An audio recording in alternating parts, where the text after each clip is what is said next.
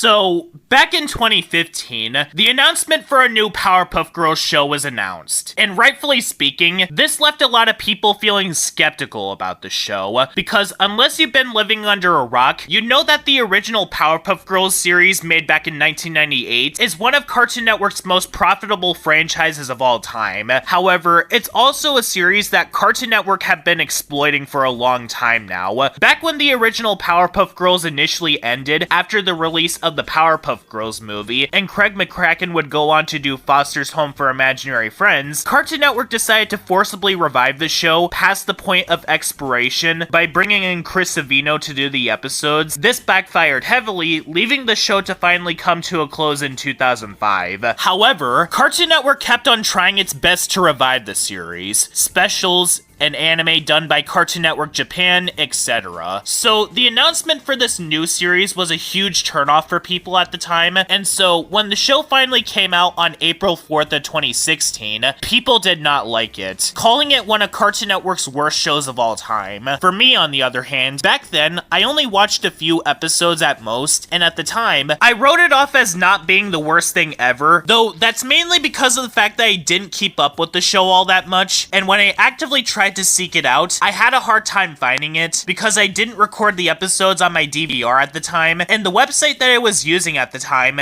didn't really have the episodes be playable, so I ended up focusing on other things at the time, such as videos, and I was also getting into the Loud House when that show was just getting started. And then when I was making my huge binge list for Sean's network reviews, and decided to do a poll for which shows would get the most votes, this show was a part of poll number 26, and in case you're wondering about the thumbnail for this video, this show was previously in a poll, and I'll say this right now, y'all caught a ripe one, because I'm just gonna say it right now. I am absolutely thankful that I mostly stayed away from this show while it was on, because I don't know what this show could have done to my brain had I continued watching it. To say that this show is bad would be an understatement. This show is horrendous. On my list of shows that I reviewed in Sean's network reviews so far, this show is easily at the bottom of the list. Yep, Thundercats Roar is officially dethroned as the worst animated series that I've ever reviewed. We've got a lot of ground to cover today, and I don't know if even this review will be enough to go over all of what I want to talk about with this show. So let's begin with one of this show's more controversial aspects, and I'm gonna rip the band-aid off: the very alarming content that this show decides to throw in.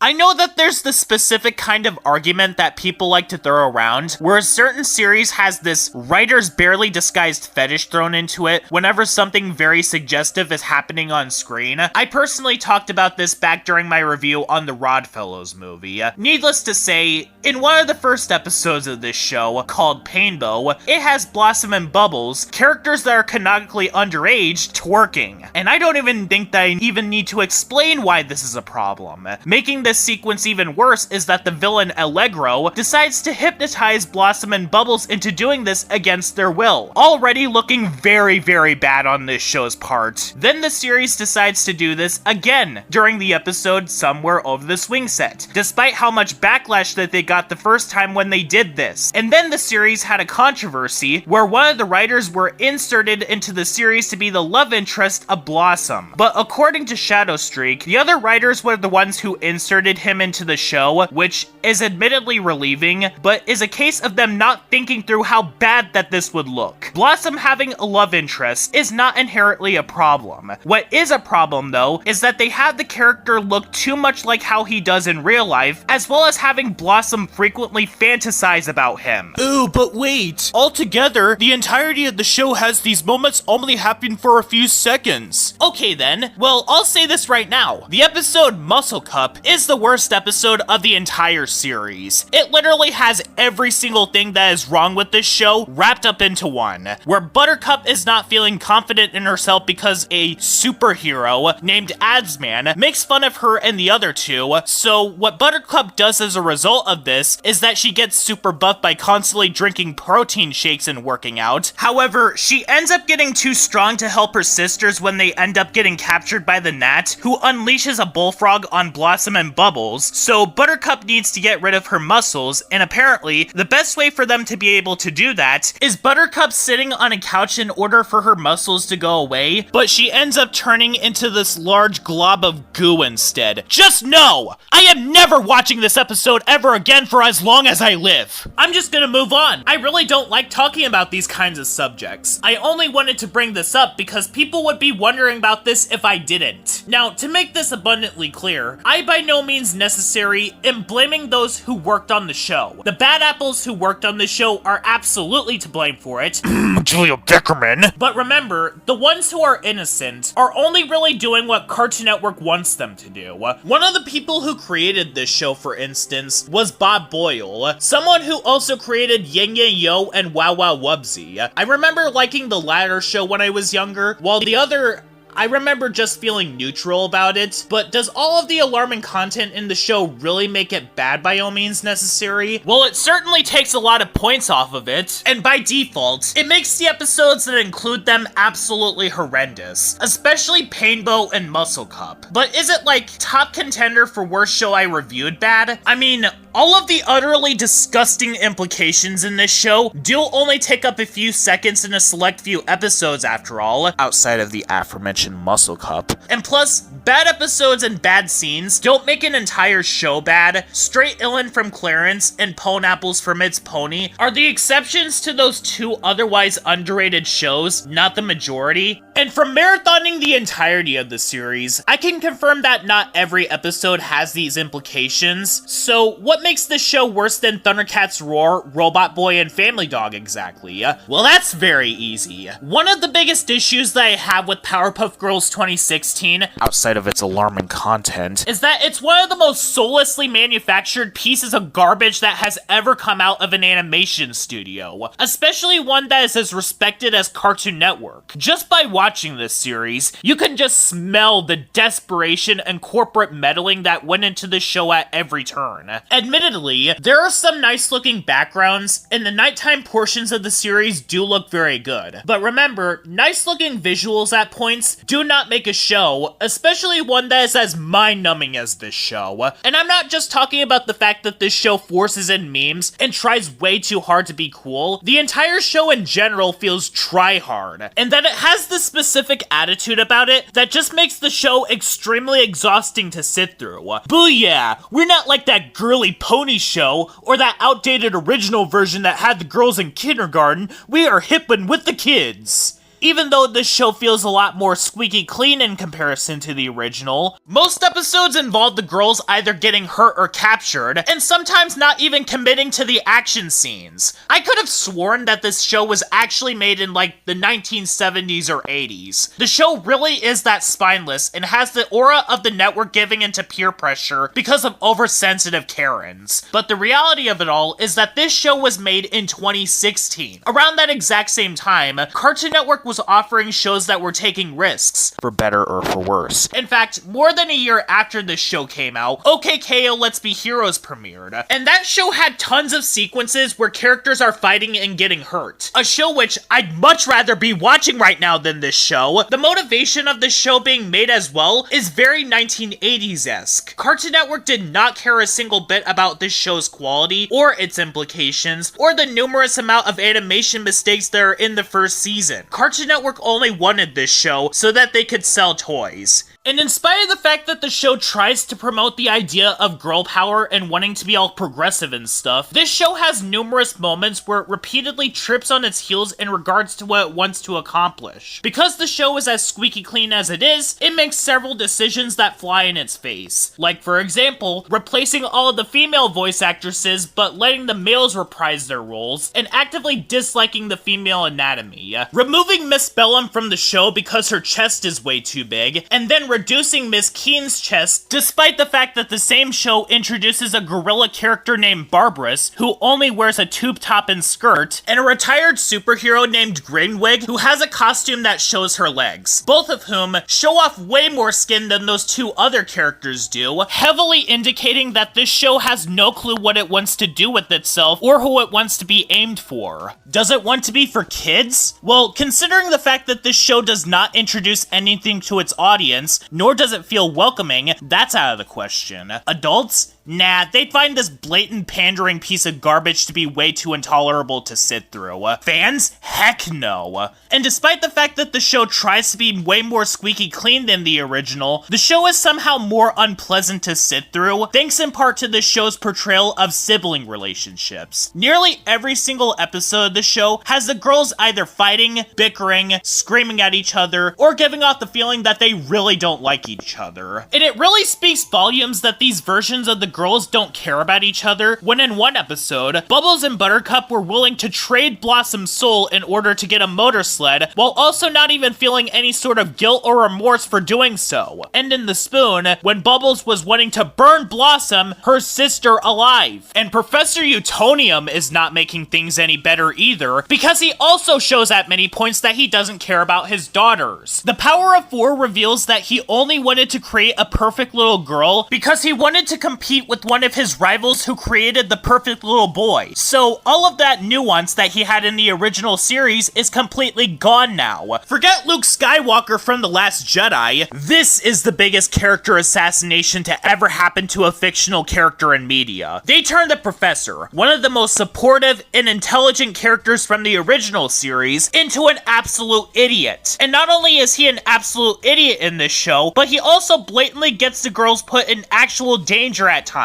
Seriously, what was even going through his mind when he thought that it was a good idea to lock all three of his daughters and Mojo Jojo in the same room with each other, while also saying that one of them was going to turn into a porky swine monster? He said it himself. This porky swine monster basically eats anything that it sees in one bite. I know that Professor Utonium was the one who was infected, despite it making zero sense at all, but the fact that he was under the impression that one of them was gonna turn into this monster and potentially eat the three of them, while also not caring about it or putting them in separate rooms, is absolutely despicable. But it's not like the girls treat him any better. For instance, in the episode Arachno Romance, which has the worst animation mistakes in the show, the girls decide to sabotage the Professor and Sapna's relationship because they think the Professor is gonna replace them with her, despite the fact that the girls live with him. Mommy Theorist from the original worked because the girls were trying their best to make the Professor happy, despite the fact that this mother figure, who was Sedusa in disguise, was being horrible to them. Meanwhile, the girls had no reason to resent Sapna, outside of her turning into a spider. But they only find out about this near the end of the episode. But I'm going to say the same thing about this show that I did with Family Dog, Ollie's Pack, and The Adventures of Bernie. All of this mean-spirited content would not be as much of a problem as it is in the show if the show had other content to make up for it. Because even though, yes, the show tries way too hard to be cool, but trying to be cool doesn't inherently make something bad. I've personally seen some people who have said that they like Quack Pack in the Mighty Ducks animated series despite this, but in Powerpuff Girls 2016's case, it does not do this at all, because just like Robot Boy, even if you were to take out every single problem with this show, the series is bland and unenjoyable. And while seasons 2 and 3 do a much better job when it comes to the action than season 1, there's not much to enjoy from it because the reboot's version of the girls are so weak that there's barely so much as one episode of the show that don't involve one of the girls being captured or outnumbered by a monster. And the humor is just pitiful in this show. Robot Boy is much worse in regards to its humor, admittedly, but Powerpuff Girls 2016 is not far behind. With how extremely try-hard this series is, the humor matches this completely. With random musical numbers having a singer sing what's going on, title card and announcements coming out of nowhere, or random things popping out of nowhere in general that are more confusing than funny. The episode Splitsville, for example, has Bubbles trying to resolve this problem regarding a farmer, a duck, and a fox, while also having to solve the problem regarding all of these other things, including D. Dastardly from Wacky Races showing up. That's not funny, that's just random, and there's no other punchline to it. And the show also constantly has Family Guy cutaway gags that that are also random as well, and again, there's no punchline to any of them. Give Family Guy some credit. At least you could say that Family Guy tried to tell jokes while doing this, and heck, you'd get more laughs out of an episode of Back at the Barnyard than this show.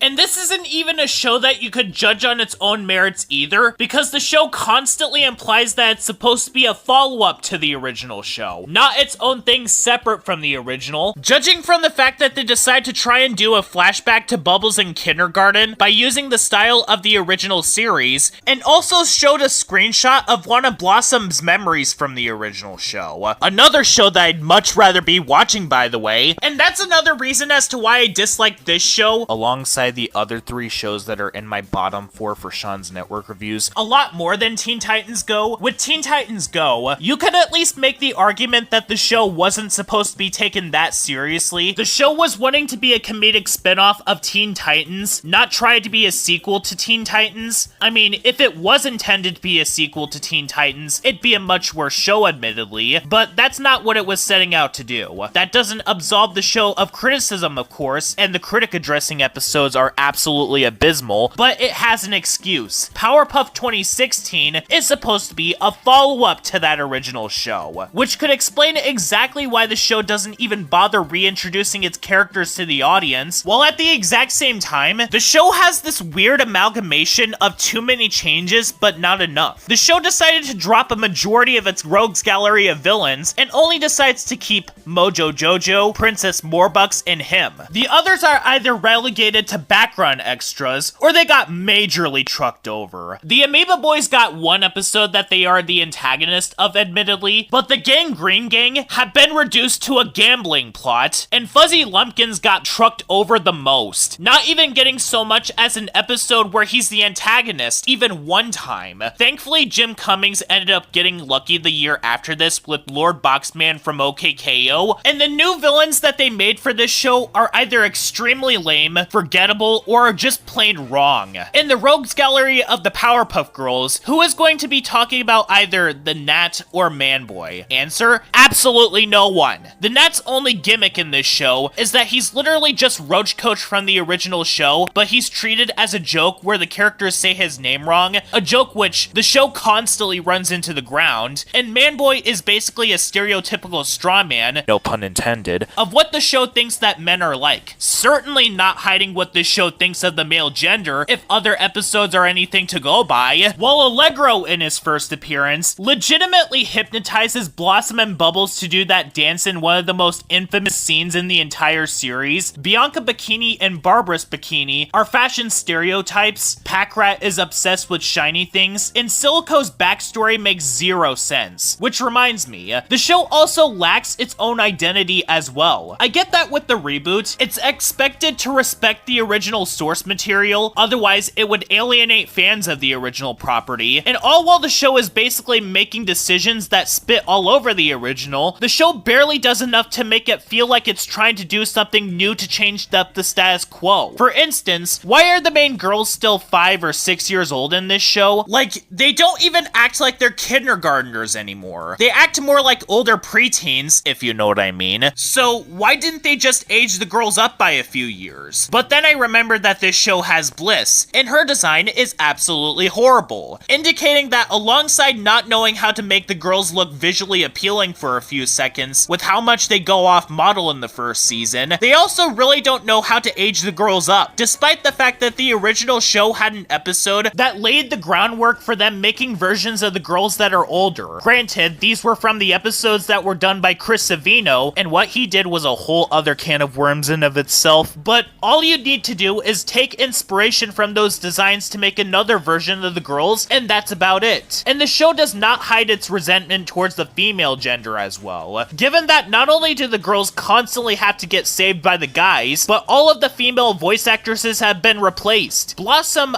I really don't mind her voice that much in this show, but Bubbles and Buttercup's new voices really bother me, mainly because of the fact that Bubbles' voice in this version really does not fit her at all, and Buttercup's new voice sounds exactly like the voice actress was trying to do a male voice and ended up becoming the voice actress for Buttercup instead. And do I even need to go into detail about the animation in this show? The animation in this show just does not fit Powerpuff Girls in the slightest. This honestly feels like the animation that was supposed to be for an original show that Bob Boyle and Nick Jennings probably tried to pitch, but it didn't go through, and Cartoon Network gave them this show as an assignment instead, which is very plausible because, fun fact, Planet Sheen was supposed to be called Red Acres and was about a fast food worker being launched into space, but we got Planet Sheen instead. Because one notable aspect about the original Powerpuff Girls is that it's a very fast-paced kind of show that tried to appear as being a don't judge a book by its cover show. And while it was very much inspired by anime, it was not trying to shove it in your face, something which Powerpuff Girls 2016 does a lot. The facial expressions that the girls make are literally nightmare fuel, and on top of that, something that this show does not seem to understand is that Powerpuff Girls is not Ren and Stimpy, nor is it SpongeBob. Because the show constantly has them making these big, over-the-top expressions, it makes the show extremely jarring to watch. And the show doesn't even seem to be built to be like this in the first place. Powerpuff Girls 2016, on the surface of things, seems to want to be a show that tries to be squeaky clean, until all of a sudden, you have the girls doing these expressions, and as a result, you question what the show wants to be again. The first season is the worst in this regard, where there are blatant animation mistakes that casual viewers would notice, and the girls are constantly seen going off model, even during moments that don't involve them making over-the-top expressions. And me being an artist myself, even when the girls look slightly off model, they look very uncanny, to the point where I'm conflicted on which has worse animation, the first season of this show or the Tom and Jerry comedy show. But that series came out during a time where technology was not as strong. Meanwhile, this show came out in 2016. The animation did admittedly get better in seasons 2 and 3, but remember, the writing comes first before the animation, and that aspect is basically moot at this point.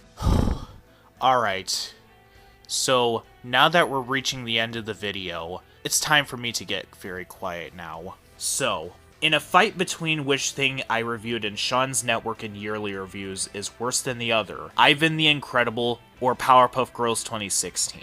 Ivan the Incredible is still worse, because that movie can do much more harm to someone if they actually did take the message that it taught at face value. But both of these products are horrendous for completely different but similar reasons at the same time. Ivan the Incredible's only purpose for existing is just to be harmful. All of the ableism, body shaming, mean-spirited content, and the messages in that movie only serve a purpose of causing harm. Powerpuff Girls 2016 only existed so that Cartoon Network could milk the franchise bone dry. They did not care about whatever was thrown into this show. The soullessly manufactured feeling, the unpleasantness, the desperate attempts to be cool, the character assassination, and the blatant animation mistakes, they did not care one single bit about any of it. And to put it into perspective about how drained that this show makes me feel, in watching every single show in preparations for my review, no other show made me happier to finally finish than the animation equivalent of chores than this one. To recap, Robot Boy made me angry. Thundercats Roar annoyed me. Family Dog made me upset and uncomfortable. Powerpuff Girls 2016 drained me. And unless I come across another series during Sean's Network reviews that somehow manages to break me, I have all confidence in saying that Powerpuff Girls 2016 is one of the worst things that I reviewed on my channel, animated or not.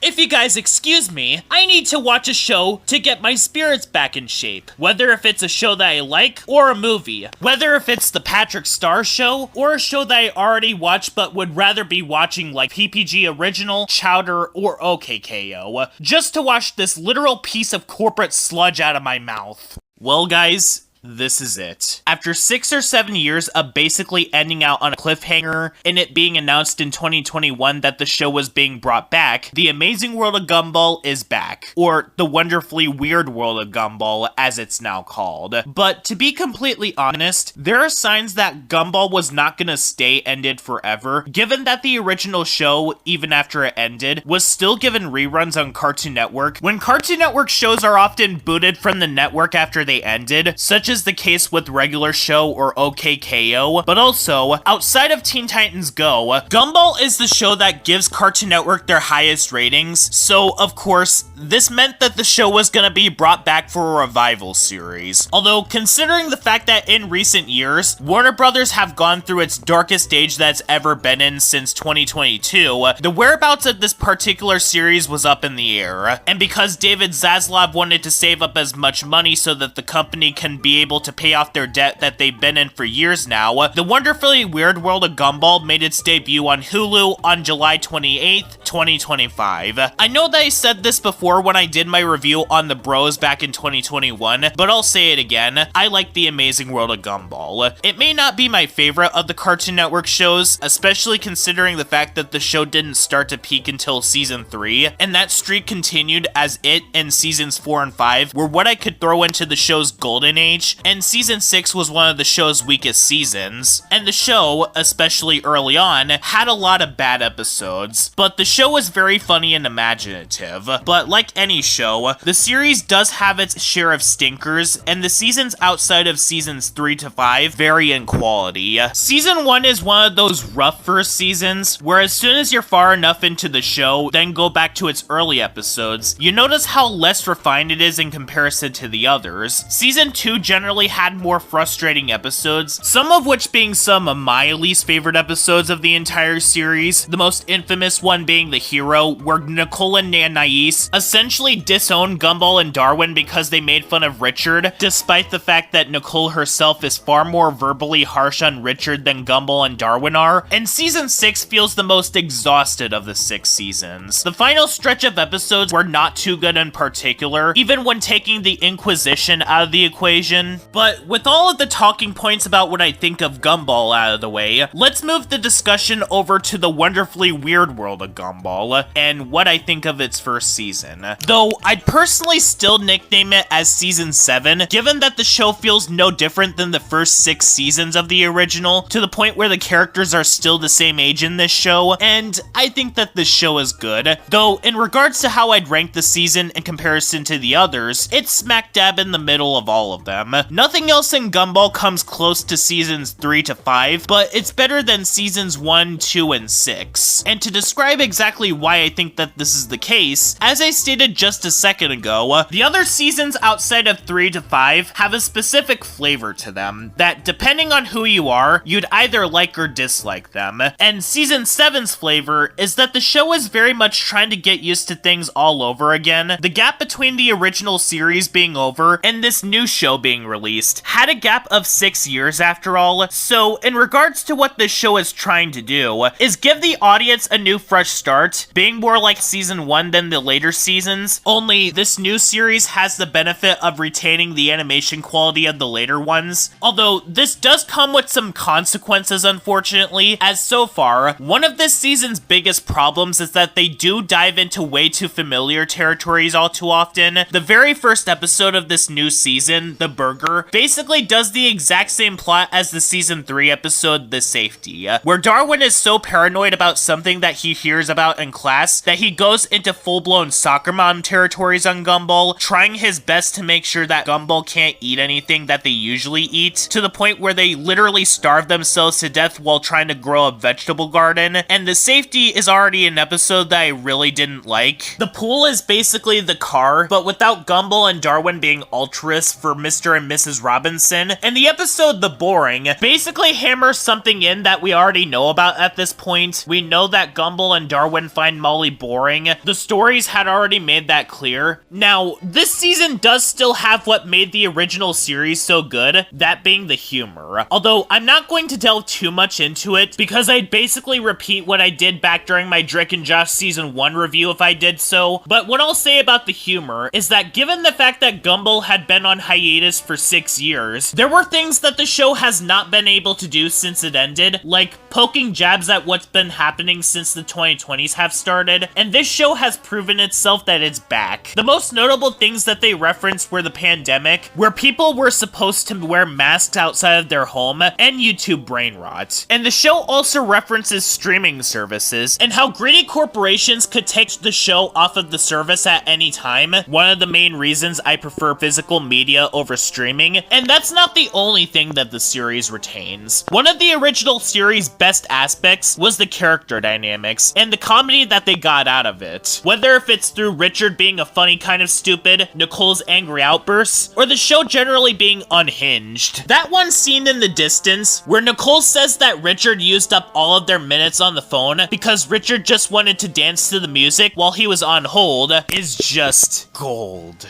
Although, with the new season, and generally having a new fresh start, comes new writing decisions that are written for characters, which I honestly have a few issues with. For instance, in the aforementioned The Distance, Gumball and Darwin become so clingy to each other that they can't go one single night without Gumball losing his sanity, despite the fact that the episode that I reviewed, The Bros, showed that Gumball was as interested in talking to Penny as much as he is spending time with his brother, and Gumball was able to go multiple scenes without being with Darwin in the original show. Heck, in this show, Gumball and Penny are the most romantically interested in each other that they've ever been throughout the franchise. And this season also has the weakest Darwin x Carrie episode, The Letter, where there's this new character trait given to Carrie, where she implies that she hates it when someone tells her that they love her, despite also showing that she loves him, even in this particular episode. Also, why is Darwin suddenly afraid of a baby mascot in the traffic, to the point where he uncharacteristically kicks the back of Richard's seat, and then directly act out by getting out of the car and try to run away? I mean, Darwin has dealt with things and even animals who are much more scary than an amusement park mascot. I mean, he was literally about ready to beat up a turtle because she tried to drown him in an ocean. I get that Darwin is paranoid a lot of the time, but not to this much of an extent. And while Gumball Season 7 so far had been pretty light on its bad episodes, I mean, the episodes that I discussed about in this video aren't bad by all means necessary, they just have flaws about them, but aren't bad. The show did sneak a few of them in though, with presumably more to come in the future, given that this new series only has 20 episode segments so far. And while they're not as bad as some of the worst episodes of the original show, like The Dream or The Girlfriend, they do need to be highlighted in specific. My least favorite episode so far is The Portrait, where the episode basically takes all chances for the Wattersons to get their picture taken away from them numerous times, on top of being super predictable. Like,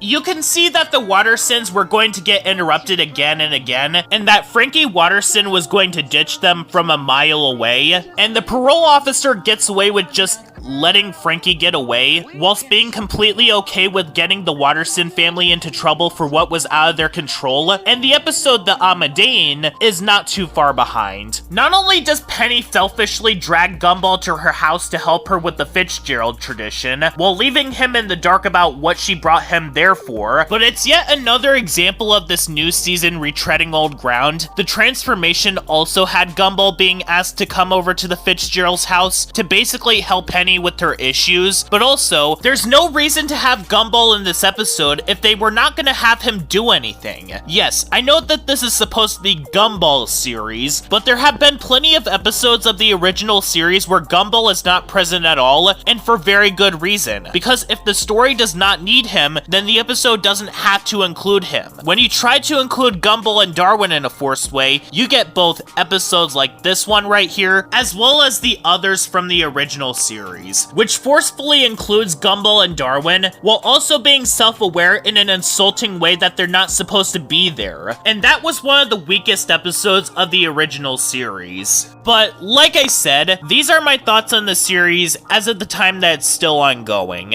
The series is still new, and Season 7 has the possibility of either turning out better or worse. But we'll have to wait a while, because something that Hulu is very well known to do is drop multiple episodes all at once. In 1995, the world was introduced to this little-known program known as the What a Cartoon Show. This series was a huge game-changer for the realm of animation. The overwhelming amount of animated shows that we have today wouldn't have existed had it not been for this one show, because with this program, we ended up getting some of the most beloved animated shows of all time. Dexter's Laboratory, Johnny Bravo, the Powerpuff Girls, Courage the Cowardly Dog, and so on. This program was even influential enough for it to get revived twice. And for Nickelodeon to basically do the same thing with Oh Yeah cartoons, which is where the Fairly Odd Parents, Talk Zone, and My Life as a Teenage Robot came from, which also led to random cartoons where we got Adventure Time. However, with every influence comes a specific company trying to cash in on that success, and that specific company is Disney. Which leads to the subject of what this review is going to be, which is the 2006 animated series, Shorty McShorts. And already, there are major red flags. For starters, one fatal flaw in this show that was not in the Oh Yeah cartoons or What a Cartoon shorts was that with those shows, pilots that they often aired were able to run in their own time slots so that they'd get more recognition, and they were advertised first and foremost as pilot episodes. And looking at these shorts at first glance, someone could definitely mistake them as being shorts that are done just to be shorts, not meant to be turned into a full-fledged show. This was literally what Nicktoons Network did back in the day. And also, with the What a Cartoon and Oh Yeah cartoon shorts, it basically threw something at the wall to see what sticks, and well, quite a few of them ended up sticking out as a result. But also, the shorts were around 6 or 7 minutes long, so that we'd get an idea of what the show ended up doing. Even some that didn't end up getting their own shows were memorable, like Mina and the Count and Larry and Steve. Now granted, yes, there were bad shorts in these shows. One that comes to mind is that What is Funny short, where this smart dog asks what is funny throughout the short instead of doing funny things, and also having a very jumbled up plot where random things happen. But when these shorts do hit, they really do hit. The best way to sum up Shorty McShorts is that, well, every single pilot made so little of a splash that absolutely none of them even got a series. That's because these shorts have so little to work with barely even established characters that you'd end up forgetting what happened after watching each and every single one of these pilots. Or you'd be wondering, what the truck did I just watch? Basically, imagine all the failed pilots that you'd see in What a Cartoon and Oh Yeah cartoons, but every single one of them are a failure. That's Shorty McShorts in a nutshell, which is honestly baffling considering the fact that one of these shorts was created by Van Partible, but he ended up dropping the ball on the short he created. Also, I think the reason as to why these shorts ended up not doing very well is because, to be completely honest, these shorts look very ugly. And not even in a way where it's charming or unique either. No, the shorts look legitimately awful for a variety of different reasons. Either because the show doesn't use outlines, leaving a lot of them looking awkward, as well as falling into the uncanny valley more often than not, or because the short decided to make the faces grossly over-exaggerated, or they decided to use cel-sheeted CGI improperly, or because the motion of the actual animation is not helping anything. These shorts are obviously done in flash animation, and it makes it very clear to the audience that it was from the second half of the 2000s decade. And on top of that, the environments often look dreary and not fun to be around. And since the characters were not really doing anything for the audience, I doubt that people would really want to see more of these characters, because of how either despicable, annoying, or underestablished they were. And for this review in specific, I'm going to be going through every single one of these shorts to basically show you guys what I'm talking about. Yes, even the unaired ones. And as long as I'm able to find them in English, they count. And I'm going to be going through all of these, from bad to mid, to the one that ended up actually getting a show.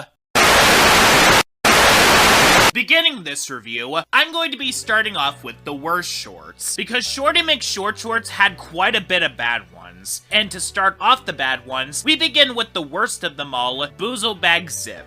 One criticism that I've never gotten with certain shows is how they don't make any sense, despite the fact that it's an animated series that is not supposed to make sense. I mean, if we were to get on to shows like Uncle Grandpa for being too drugged up, then we probably would have gotten onto Rocko's Modern Life and SpongeBob for being weird, considering the fact that those shows do get weird a lot. But if there is one show where the criticism of it being too weird actually applies, it would actually be with this short. The plot of the series is just so stupid. Apparently, this family gets to move to the location of their favorite show called Boozlebagland because the father got a new job there, replacing the mailman, but then it's revealed that this place is through a garage. Like, what? What were they smoking while writing this one? But no, the thing that places this short as being the worst, or at least one of the worst shorts in this entire series, is its obnoxiousness, with having every single character scream out their lines throughout the entirety of the short. Just don't come up with a Mailman Family song to go with my theme song. You got 10 seconds, go!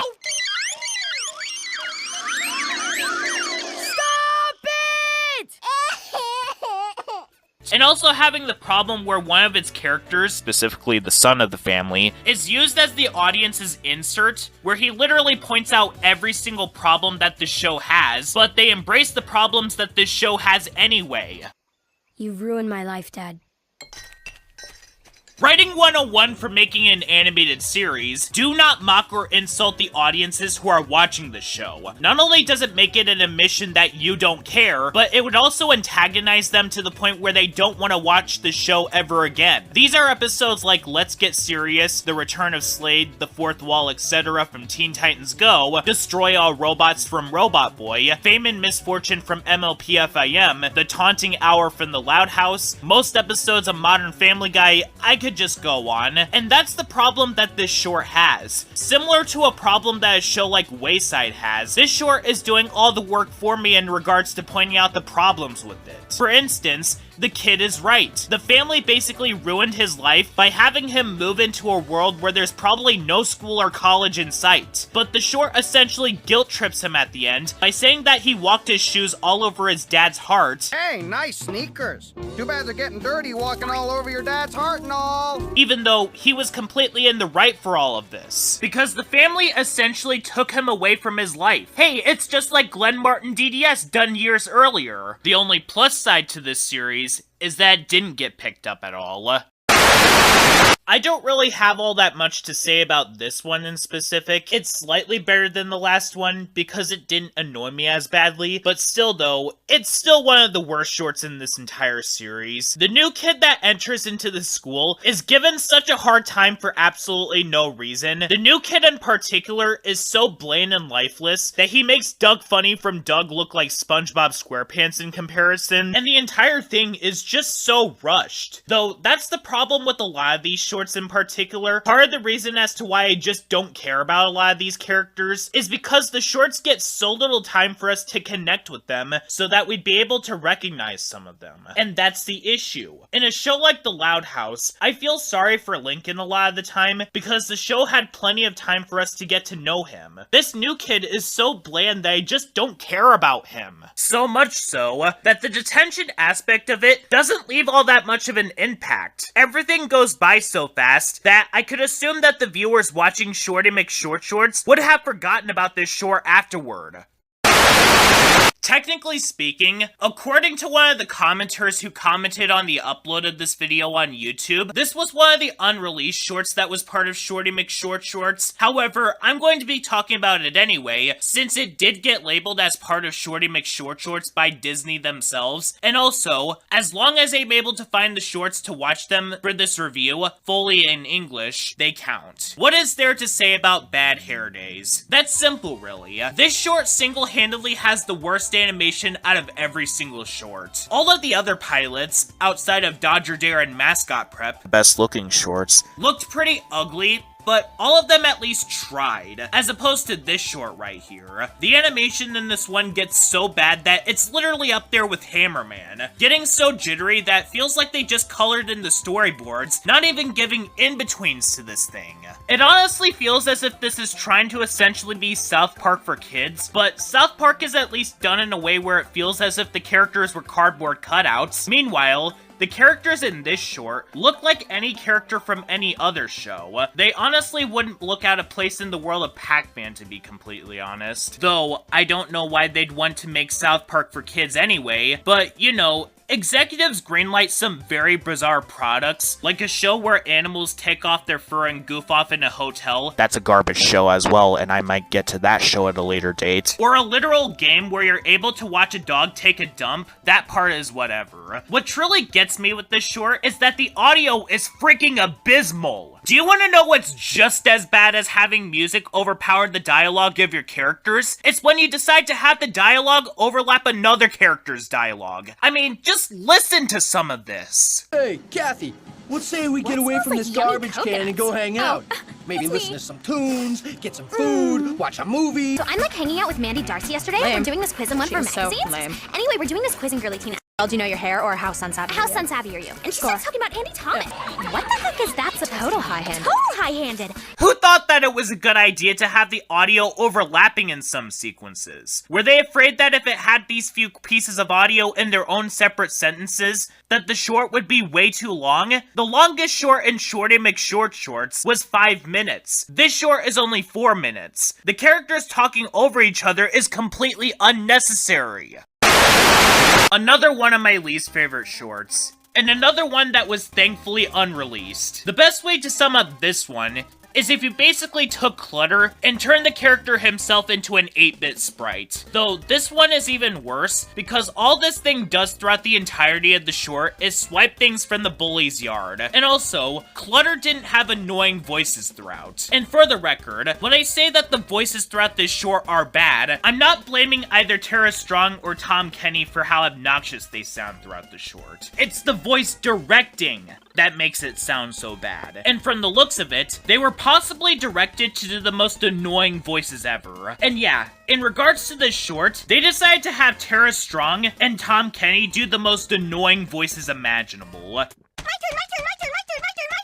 But you have to beg me first. Please? Hop on one foot. Please, with sugar and sprinkles and gumdrops and sprinkles. But hey, at least Carlos alias Rocky wasn't affected by this, though I can hear nothing except for Rocco from Marco's Modern Life while listening to this voice.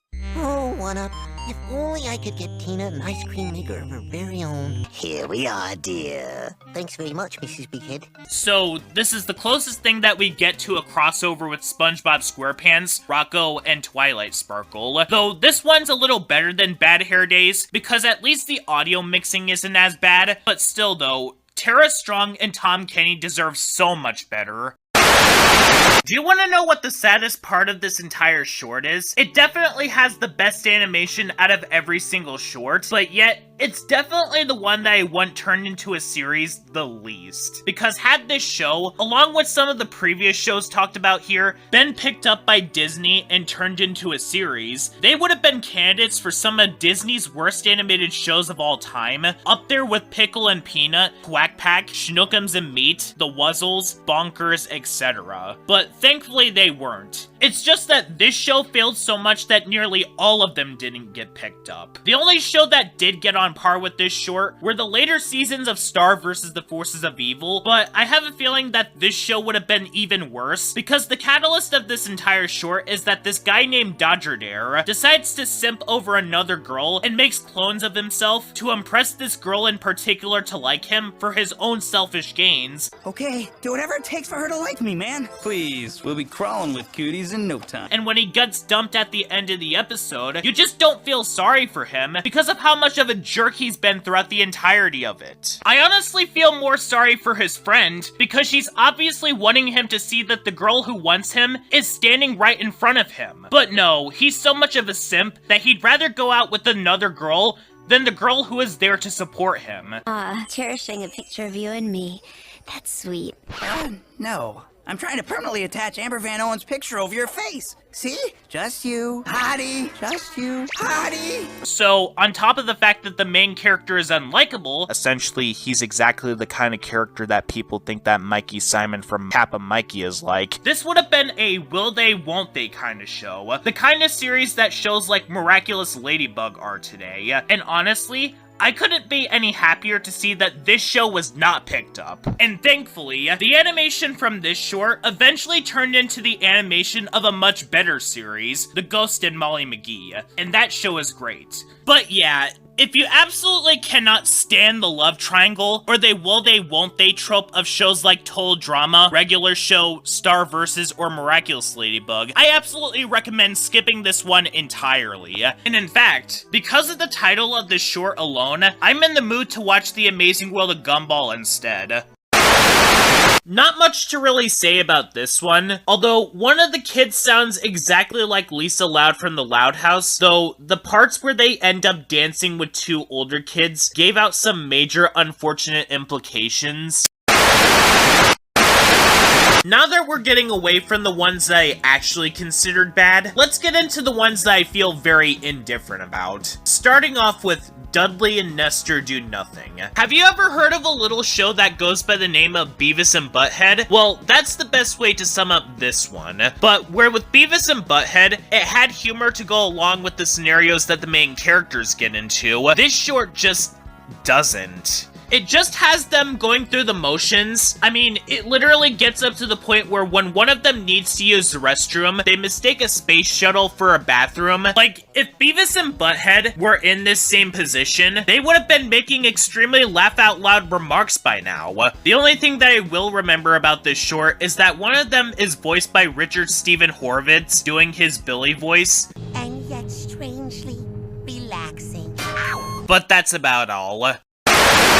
Van Partible apparently created this one, and man did he drop the ball on this one. After watching through the entirety of this one, what even is this short trying to do with itself? And what were they going to do if this show did eventually get picked up? Apparently, this show is about a group of people trying to make people look fabulous. All I've seen while watching this one is just pure nonsense, and more like 4 or 5 minutes of strangers going around annoying people, which is something that a lot of people were doing around that time, specifically on Nickelodeon. But remember, you're not watching Nickelodeon, you're watching the Disney Channel. But with this one being created by Van Partible, someone who created Johnny Bravo, you'd think that this short would be funny, right? No, this one is not funny either. All this one really does is that they unironically interview the characters and just randomly have a beaver in this show because cartoons be quirky, am I right? They also have this very buff muscular character to remind you that this is a Van Partible show, as if that wasn't obvious enough. Especially given that he's literally typed down as the creator of the show, even though the writing of the show really doesn't make this clear at all. Especially given that one sequence of this pilot has the characters singing Twinkle Twinkle Little Star. Twinkle, twinkle, little star. No way. I love this song. How I wonder what you are. Huh, I thought that this aired on Disney Channel, not Playhouse Disney or Disney Junior. You guys might as well sing The Wheels on the Bus Go Round and Round while you're at it. This one is technically the longest, but I don't have all that much to really say about this one. None of the band members in this short are very interesting at all. They essentially get all the ridicule for something that their manager is pressuring them to do, and on top of that, these shorts basically end on a cliffhanger that will basically remain unresolved for the rest of time. Though, admittedly, this isn't the only show slash short that has this problem. Kuku Harajuku also had very indistinguishable main characters, but those criticisms will be saved for that show at a later date. Had potential for a full-fledged show, but I don't have too much to say about this one either. One of the most unappealing looking shorts, but I will say that this show did take advantage of the skin suit premise more than Robot Boy did, so that's a plus. Has a decent premise for a series, even if there are implications that are rather questionable, even for a cartoon. I honestly doubt that this one would really make for a whole show, but definitely not the worst of the bunch. And last but not least, Shizao. Out of all the shorts that I discussed about in this video, this was the only one that really got to be an animated series, and I might as well save my discussion for the full show whenever I get around to reviewing it in the future, which is why I saved this one for last. But all I will say about this show for now is that I honestly don't have an opinion on it. It feels pretty awkward to talk about the subject of a show where a male character is forced to dress up as a female superhero, given that talking about this subject is like walking on eggshells. But I also realized that others like things like this, so yeah, I'm gonna leave this subject here. I will obviously have to come back to the full show at a later date to see what I think about it, given that I've heard that it's not good. But overall, Shorty McShorts is pretty bad. Would I go as far as to say that it's one of Disney's worst cartoons? I'd say not really. I mean, yes, a lot of the pilots in this series were bad, but to its credit, they didn't get a full show that we'd be stuck with for years, as opposed to some of Disney's other shows that they released. But in the future, I could see Disney doing something like this again, because unlike Ren and Stimpy or Shrek, a pilot showcase for upcoming Disney shows can work out as long as you do it properly. Specifically, if they gave the creators enough time to establish their characters and basically advertise it as a show where pilots would be shown. Because Disney have shown that they can go out of their comfort zone and succeed, specifically with shows like Gargoyles, Timon and Pumbaa, Nightmare Ned, Teacher's Pet, etc. Because when they don't do this well, we get shows like Schnookums and Me or Timo Supremo. But who knows? Given what Disney has been doing with their shows lately, a pilot showcase won't be necessary in this day and age.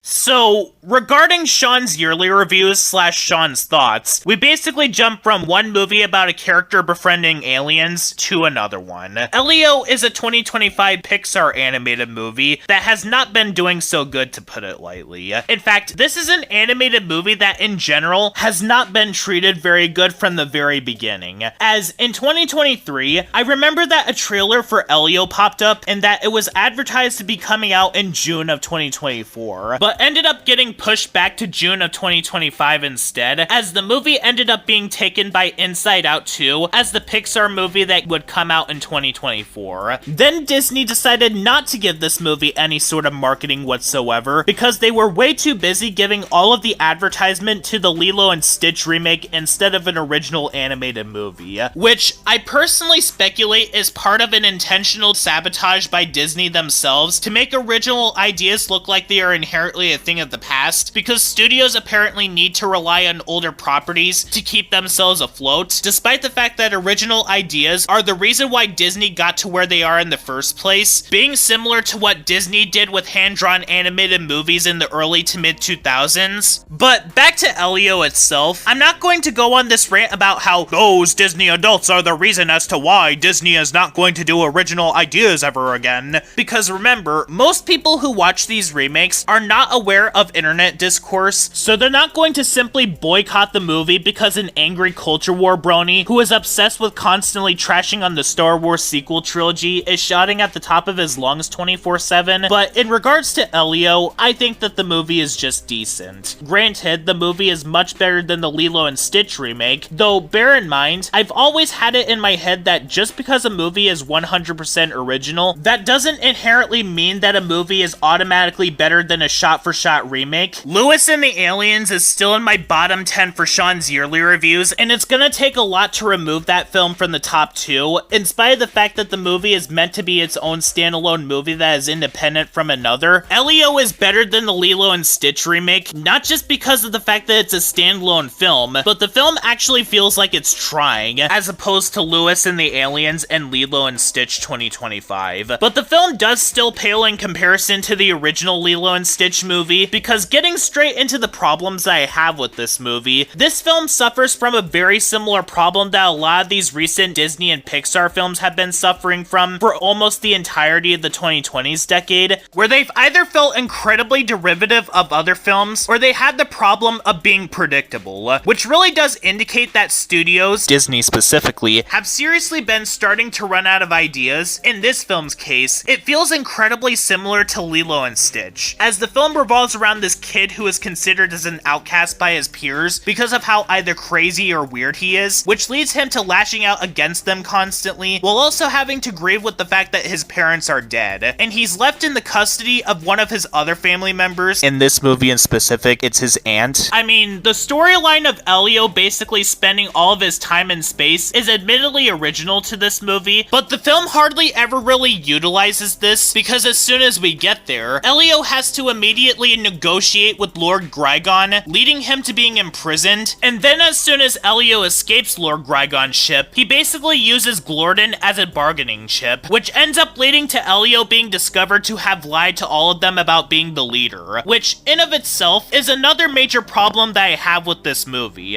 Back during my review on Elemental, I pointed out that the film was extremely predictable and that the entirety of the film was run on this liar reveal storyline where you know that as soon as it's introduced, you know that it's going to come back later in the movie. Well, Elio basically does this exact same thing, where Elio basically lies about being the leader of Earth so that he could be part of the same community as these other aliens, though in Elemental's case, it was understandable why Ember lied as much as she did throughout the film because she promised her father that she wouldn't burst out during the sale that was going on, and she was also under a lot of pressure throughout the movie because she wanted to honor her family's legacy. In Elio, it's way less believable as to why Elio wants to live with aliens beyond getting away from those who are bullying him. I get that Elio is a kid and all, and I understand that he's fascinated with aliens, but it's kind of unbelievable that he would want to get captured by them, because even though it's often been speculated if aliens actually exist, something that TV shows and movies often depict about aliens is that they often try to probe or do experiments on those that they abduct. If anything, Elio should probably be terrified if they tried to abduct him, if they were aliens who were specifically trying to do things to him. And given how badly that this movie is paced, it leaves very little room for the characters to really develop at all, or really give us enough time to know about them. The movie starts off on a very sour note, where Elio says something that is incredibly hurtful to his aunt, that is very reminiscent to what Milo said to his mom in Mars Needs Moms, which is not a good sign because that movie is really not good. But the movie does start to go uphill slightly when we get into what the main plot of the movie is, but the key word being slightly, and that the movie doesn't really put all that much focus on the stepmother and son relationship, and the film is very predictable. But does all of this make this movie bad? Well, not really. I mean, I'd probably say that this is one of Pixar's weaker movies, but to be as honest as I can, there are some things that do save this movie from being average, and in terms of Pixar movies, I put this one above Elemental beyond the fact that there's no characters that I outright dislike in this movie, such as with the fact that the movie does take more risks, though the part of the film where Elio gets into Glorden's mouth to avoid contact with lava was just a whole other level of the word no, especially when Elio says that he doesn't mind it because it feels kind of comfortable in here. But the movie does a very serviceable job with the stepmother and son relationship, even though that's only really showcased in the third act of this movie, but I'd rather have it start off rough, then picks up when the two characters reunite with each other at the end, than whatever Lewis and the Aliens and the Lilo and Stitch remake were trying to accomplish. And if there's one thing that makes Elio a much better remake of Lilo and Stitch than what we got with the actual remake of Lilo and Stitch, is that in the end of the movie, Elio is offered to become part of the communiverse with these other aliens, but then turns it down when he realizes who actually matters, regardless of if the movie just abruptly stopped.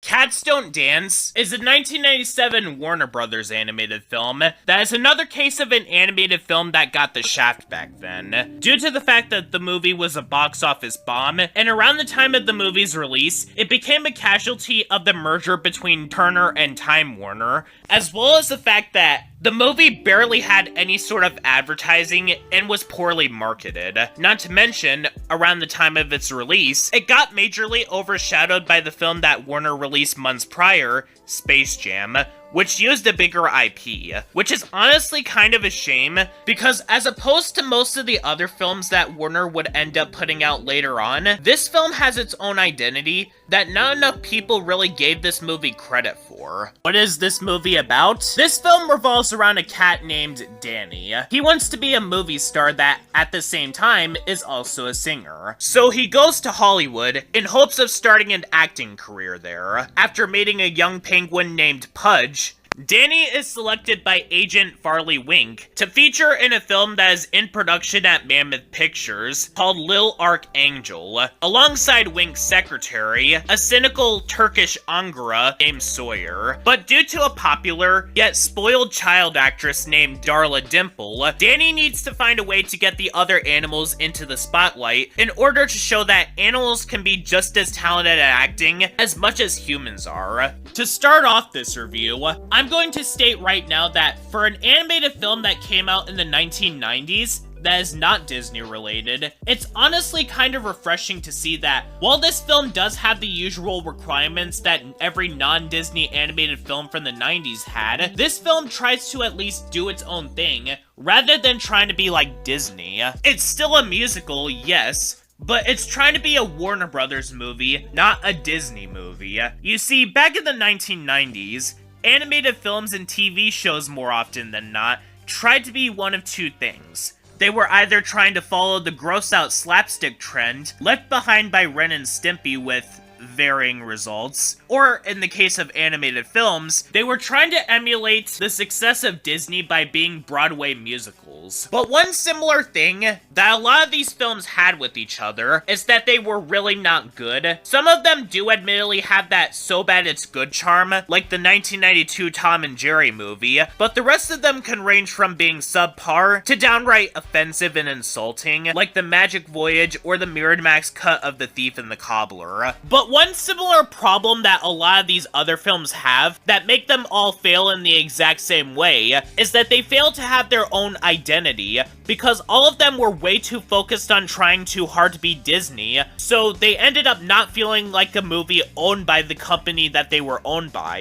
Take the 1992 Tom and Jerry movie, for example. Tom and Jerry is a franchise that has revolved entirely around slapstick, but yet the 1992 movie decided to go the direction of being a musical, as well as ripping off The Rescuers. Same thing applies to Quest for Camelot, where it feels less like a Warner Brothers movie, but it feels more like a Disney movie instead. So, what does this have to do with my discussion of Cats Don't Dance? Well, that's where the discussion comes in. What separates Cats Don't Dance from a lot of these other Disney clones, this movie, despite also contributing as a musical, is less concerned with trying to be like Disney, because it also realizes that it's a Warner Brothers movie, and what is Warner Brothers well known for? The Looney Tunes. So it completely fits with what the movie is trying to go for. The film is very self-aware of what it wants to do, and that the film is very meta a lot of the time. We get a lot of inside jokes when it comes to other movies, including King Kong, and even at the end of the movie, where we see a lot of film posters for what the animals basically star in, after they proved that animals could also prove themselves that they could sing and act. They basically spoof things like Teenage Mutant Ninja Turtles and The Mask, which does also make sense for this movie to do, because around the time of this movie's release, Animaniacs was at the height of its popularity, and Animaniacs was also known to do a satire of other products, even of Space Jam and Quest for Camelot, ironically. Now, some people could look at this movie and say that the film doesn't really make sense for what it's trying to push, because as early as the 1920s, cartoon animal characters were allowed to star in movies or TV shows. But in all honesty,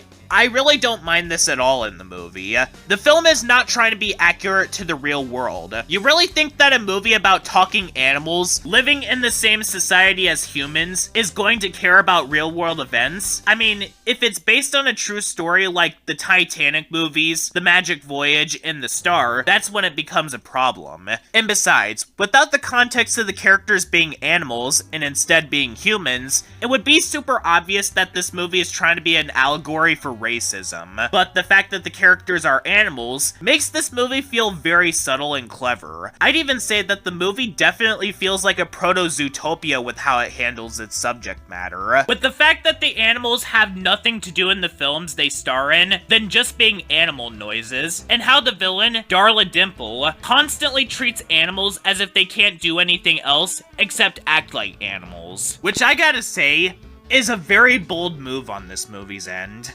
And speaking of Darla Dimple, she's definitely the highlight of the film. She reminds me of Angelica Pickles from Rugrats, except she's a lot more over the top and is honestly a bigger jerk than Angelica. But what makes Darla Dimple in this movie much better than Angelica is that the movie actually takes advantage of the jerkiness, because with Angelica Pickles, they've had her be a nuisance to the babies, but the show kind of resets her by the end of each episode, and you could argue that the only reason as to why Angelica is the way she is because her father just lets her get off the hook way too much, and he hardly even does anything to really fix her behavioral issues. With Darla Dimple, on the other hand, she is a full-blown villain, whom, despite having everything she wants because she's perceived as cute by everyone around her, she's still willing to use it as an opportunity to be villainous. And she also has this manipulative side to her, where she's pretending to be all kind and cutesy,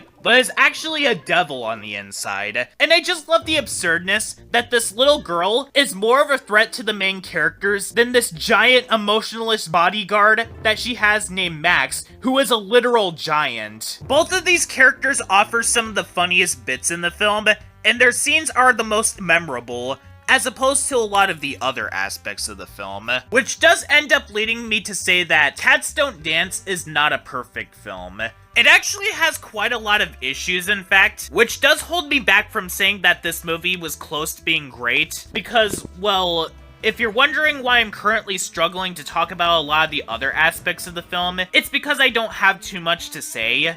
To start things off, I didn't really get invested with the characters all that much. Not just because of the fact that the characters that do have a character arc in this movie, namely Sawyer, end up getting shoved to the side because of the pacing issues, which I will get to. But also, the movie chooses most of its runtime to have the main character, Danny, try and pull strings in order to get the animals more involved with movies again. But most of the film has this sort of Hey Arnold effect, where the other characters around the protagonist are much more interesting than the main protagonist himself. But unlike Hey Arnold, where the main character was just the everyman, but everyone around him were able to make up for Arnold, Cats Don't Dance has the concept for a very interesting side cast, but they barely put any focus on them. So, as a result, we're basically stuck with Danny for most of the film, and I can basically describe him as the cookie-cutter protagonist that has their entire personality based on the one thing that they want to do.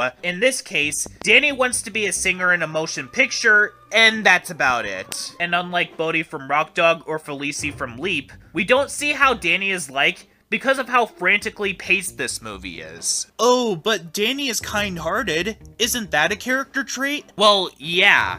That is an emotion, but a surface-level emotion at most. At this point, I've seen several characters in TV shows or movies that had the character trait of the kind-hearted protagonist, and even they were able to display their other traits besides happiness. Even Joy from Inside Out has more character traits than Danny, and Joy was literally just an emotion inside of Riley's head. Also, the pacing in this movie is really not good. It's not that the film rushes through the beginning portions, while the rest of the film feels like it's much longer than it is, like Little Nemo Adventures in Slumberland or The Boss Baby, or that a majority of the film is getting to a location, so the rest of the film feels like it's rushed, like Escape from Planet Earth, or that the entirety of the film is bloated with songs like Raggedy Ann and Andy: A Musical Adventure. This entire movie is rushed, including the end credits. The total runtime of this movie is an hour and 15 minutes. Only 74 minutes that this movie has to get through the entirety of its plot. And so, because of this, the characters are very underdeveloped, and the story also feels half-baked. So much so that the beginning of the film feels like it's trying as hard as possible to get itself over with, leading to the film hardly taking any sort of breaks whatsoever. That it ended up being way too much to process all at once, with the film having the characters not taking a moment to breathe in any way whatsoever. Yep. Just like what I stated back during my review on Storks, this movie honestly starts off on a very rough note. The first 19 or 20 minutes of the film is at breakneck speed in order to get the plot rolling. And unlike Mighty McShorts, this is an animated film that can take as much time as it needs to. But yet, the film feels like it's in such a hurry to get the beginning sequences out of its system, so it doesn't have to worry about losing the kids' attention. Honestly, it kind of reminded me of Home on the Range.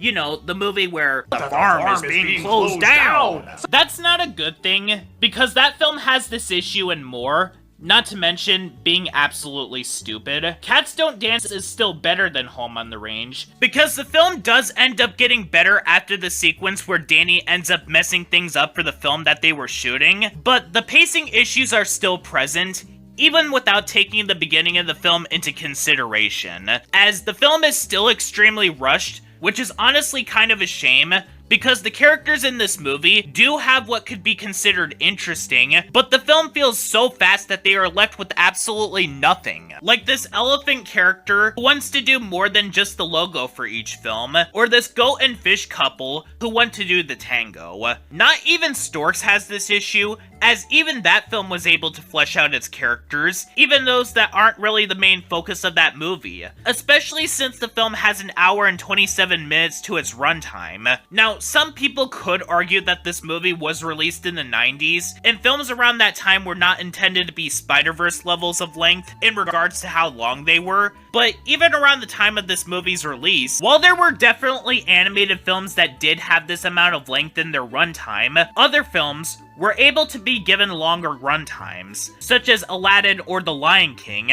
which were both standard in regards to their length, being an hour and a half. But this is the kind of film where this kind of runtime is absolutely needed, because none of the characters are fleshed out enough to really be given all that much development. And for a movie that is filled to the brim with as many characters as it could possibly have, that's honestly a problem.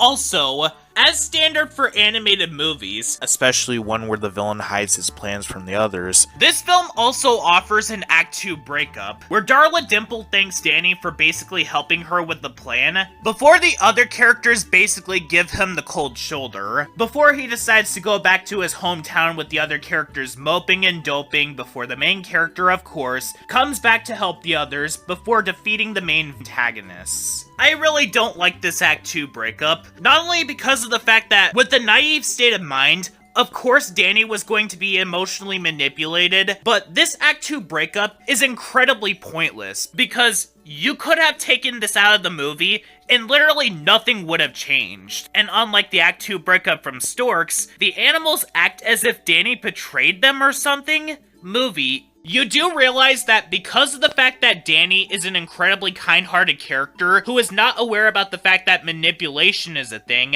that he was going to get manipulated by Darla into believing her, right? And on top of this Act 2 breakup not working on any fundamental level, it's also very contrived as well. During the sequence where all the animals were getting into the prop boat, Danny outright says that he was able to get all of them a new role in the film they were shooting. So through this, they should have been able to gather that Danny talked to Darla, and a lot like the Act 2 breakup in A Bug's Life, this is yet another case where there was an easy way of being able to solve the issue, and they made it completely difficult instead. But whereas with that film, the Act 2 breakup was gonna happen regardless, this movie didn't even need to throw this in, because Danny didn't do anything wrong in the slightest. I also have to question why nobody questioned the culprit of who actually flooded the stage. Yeah, I get that it needed to be here for the plot to happen, but the animals were not even the ones who flooded the stage. They couldn't have been able to do this because of the fact that they were inside the boat while the stage was getting flooded, and as soon as we hear that dialogue of most of them not being able to work in movies ever again, we immediately cut to them being thrown out of the studio, not even showing them attempting to defend themselves or anything like that. That's honestly kind of a questionable aspect of the movie, if I'm being honest. So overall, Cats Don't Dance is a good film. However, I'd struggle to really say that it's a masterpiece. It's definitely not as good as Storks, because of the fact that this movie starts off rough, but then as soon as it steps up its game,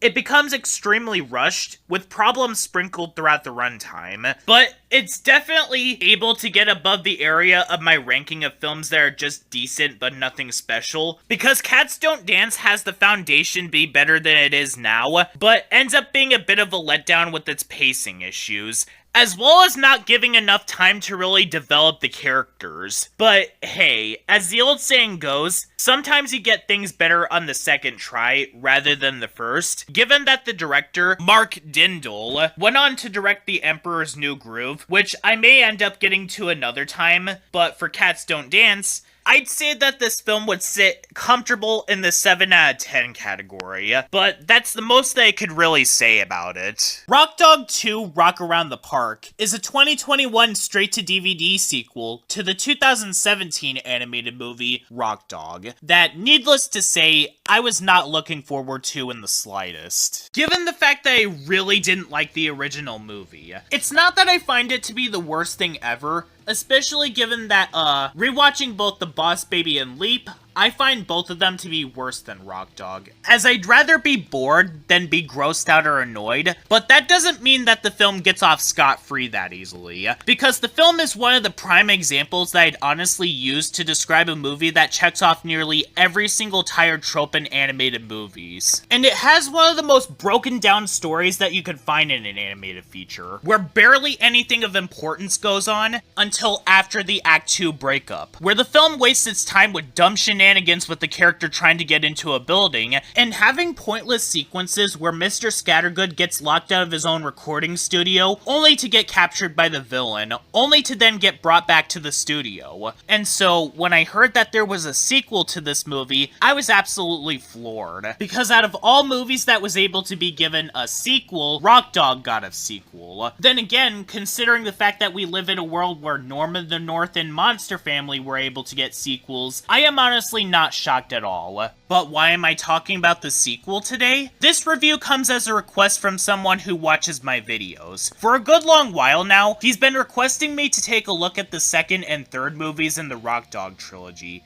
Yes, this is a trilogy now, and I'm honestly baffled that it is. However, several other animated films I was more interested in talking about, either due to past experiences with those movies, or just wanting to get them off my chest so that I could air out my thoughts on them. And since I did a review on the original movie, taking a look at the second movie is only fair to do. And so, I found a free streaming service named Roku, and took the time to watch it. And what are my thoughts on this movie? Yeah, I guess that this movie is better than the original movie, but that's not saying much. But before I really get into the problems with this movie, I do want to spend a minimal amount of time going over some of the positives of this movie. What makes me find this movie to be a huge step up from the original film is that this movie actually has some form of a coherent structure this time. The original movie barely had anything that could be close to a coherent structure. It essentially felt like a 30 or 40 minute TV special forcibly stretched to 90 minutes. And it really did show, because of the amount of time that was spent on the characters goofing around, as well as taking a chunk of the film to become a Tom and Jerry or Looney Tunes cartoon. The sequel gets rid of this completely, where the film actually tells a story this time. It's not a good story, and I'll be getting to my reasons why in just a bit, but that is an improvement. But unfortunately, that's where the good talking points have to end. Because to start things off, even though this movie has more of a coherent plot than the original movie, it shares one of its main issues, in that the movie barely does anything to really subvert itself all that much. The main issue that the original movie had, Beyond the fact that the writing is horrible and that it was generally a chore to sit through, the film is a by-the-books animated movie that doesn't really do anything exciting. It's the definition of a stereotypical animated movie with nothing unique enough to stand out from any other film that did this. It was essentially what you'd get if you took The Little Mermaid, robots, and Cloudy with the Chance of Meatballs and fused them together, but not doing anything else afterwards. So all you get is, character has closed-minded father that lets them meet their idol after an incident. Character gets opportunity to do so. Character finds their idol only for them to be a fraud. It's uninspired! And it's honestly no different in the sequel. The only difference being that the writing is more coherent this time, but it's still the same uninspired mush that made me not like the first movie, and made me consider that one to be bad. I haven't even described the plot to you guys yet, but I don't even need to do so because of the fact that you can describe it in one sentence, and you'd be able to guess exactly what happens throughout the rest of the plot. This movie is about a CEO who sees how much of a success that Bodhi is, so he exploits Bodhi for all he can to basically pamper Bodhi into thinking that his friends don't matter. Fame and success is what matters. Yep, it's basically the same old fame gets to character's head storyline, but do they at least subvert it to make it unpredictable? Who am I kidding? It's a Rock Dog movie. Of course they don't do that. So what you're basically stuck with is a painfully predictable storyline where the main character slowly turns into a jerk, which makes him drive his friends away, only for the CEO to turn against the main character. I'd even say that, next to Ruby Gillman Teenage Kraken, this is the most predictable animated movie that I've ever seen in my life. This time, they're basically using the plot of Cloudy with the Chance of Meatballs 2 instead of the original Cloudy. But at least Cloudy 2 had a new villain, and it didn't pull this stupid plot twist that the main character from the first movie was this guy all along. Needless to say, I was extremely bored while watching this movie. Not because of any sort of stupid filler this time around, thank goodness, but you know what the movie is going to do next, so I became unfazed and rolled my eyes whenever it pulls its next dumb plot point, where, shocker, Bodhi's friends don't like who he's become. I didn't see that coming! By the way, I was being sarcastic. Also, I gotta ask, why did they bring back Linux in this movie? And why did they feel the need to have it be a twist that, oh my god, this CEO was Linux the whole time, what? It's just a shocking twist for the sake of having a shocking twist. After The Last Jedi, this was starting to become more of a gimmick than anything. Because just because something comes out of left field, that doesn't mean that the product is absolved of any and all criticisms. They should have just had the CEO be a completely different character and called it a day, because he'd fit the exact same role as a result. It would still be a downgrade from the villain from the original, but it would make sense with his character. But nah, we're just gonna get the exact same villain from the first movie, except his plan is so much worse this time. Honestly speaking, as much as I really didn't like Linux in the original movie because he had zero personality or motivation, he served his purpose in the film, and that he wanted to eat sheep. In this movie, they took an already generic villain and turned him into a freaking joke. Get a load of this. His quote-unquote plan in this movie is to basically steal all of rock and roll by draining Bodhi of all of his energy so that nobody else would have it. And his motivation for doing this was that he didn't sing very good as a child, and he was so inspired by Bodhi playing music at the climax of the first movie that he wants to chase Bodhi again in order to steal his energy. This is the same guy who was basically wanting to cannibalize an entire village, and yet literal music is more of a priority to him above anything that he could have done for his return. Was this meant for a Robot Chicken sketch or something? Cause this is so stupid that I refuse to believe that this is actually real. As for the other characters, nobody has changed at all. Bodhi is still not an interesting character. I said this before and I'll say it again. Wanting to play rock and roll is not a personality. Bodhi is not a character. He never had any sort of personality in the original movie, and he certainly doesn't have a personality here. The rock and roll angle is just a gimmick to distract from the fact that there's absolutely nothing interesting about him.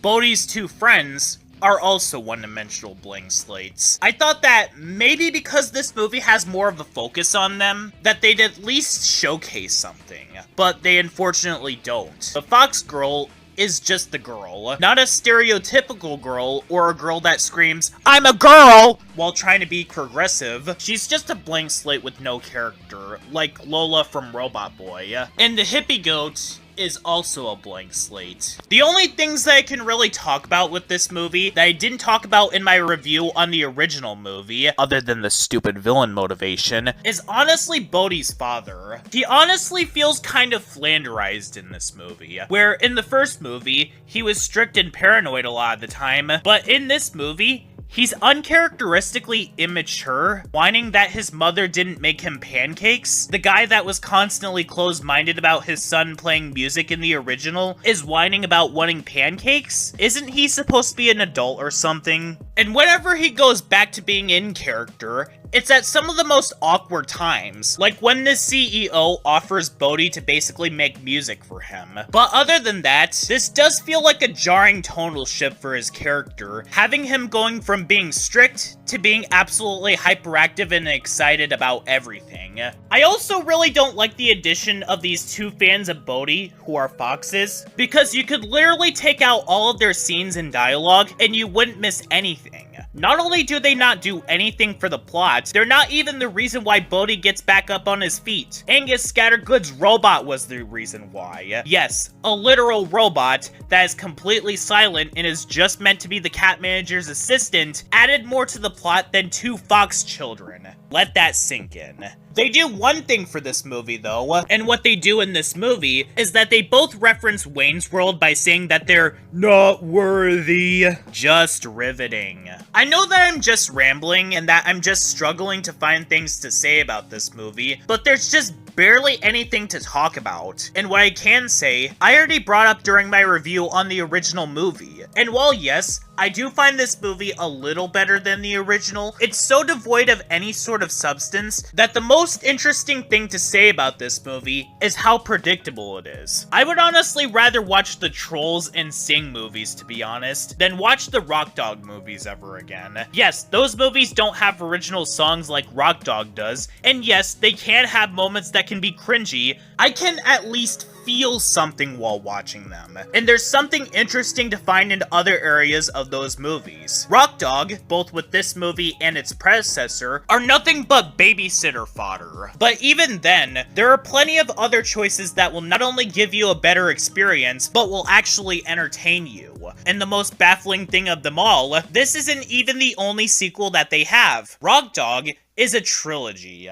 But I'll save my thoughts on that movie when I get to it another time. Anyways, time for that live-action movie that Carl has been suggesting me to review. What is this? I was supposed to go in a pattern with my reviews. Oh no.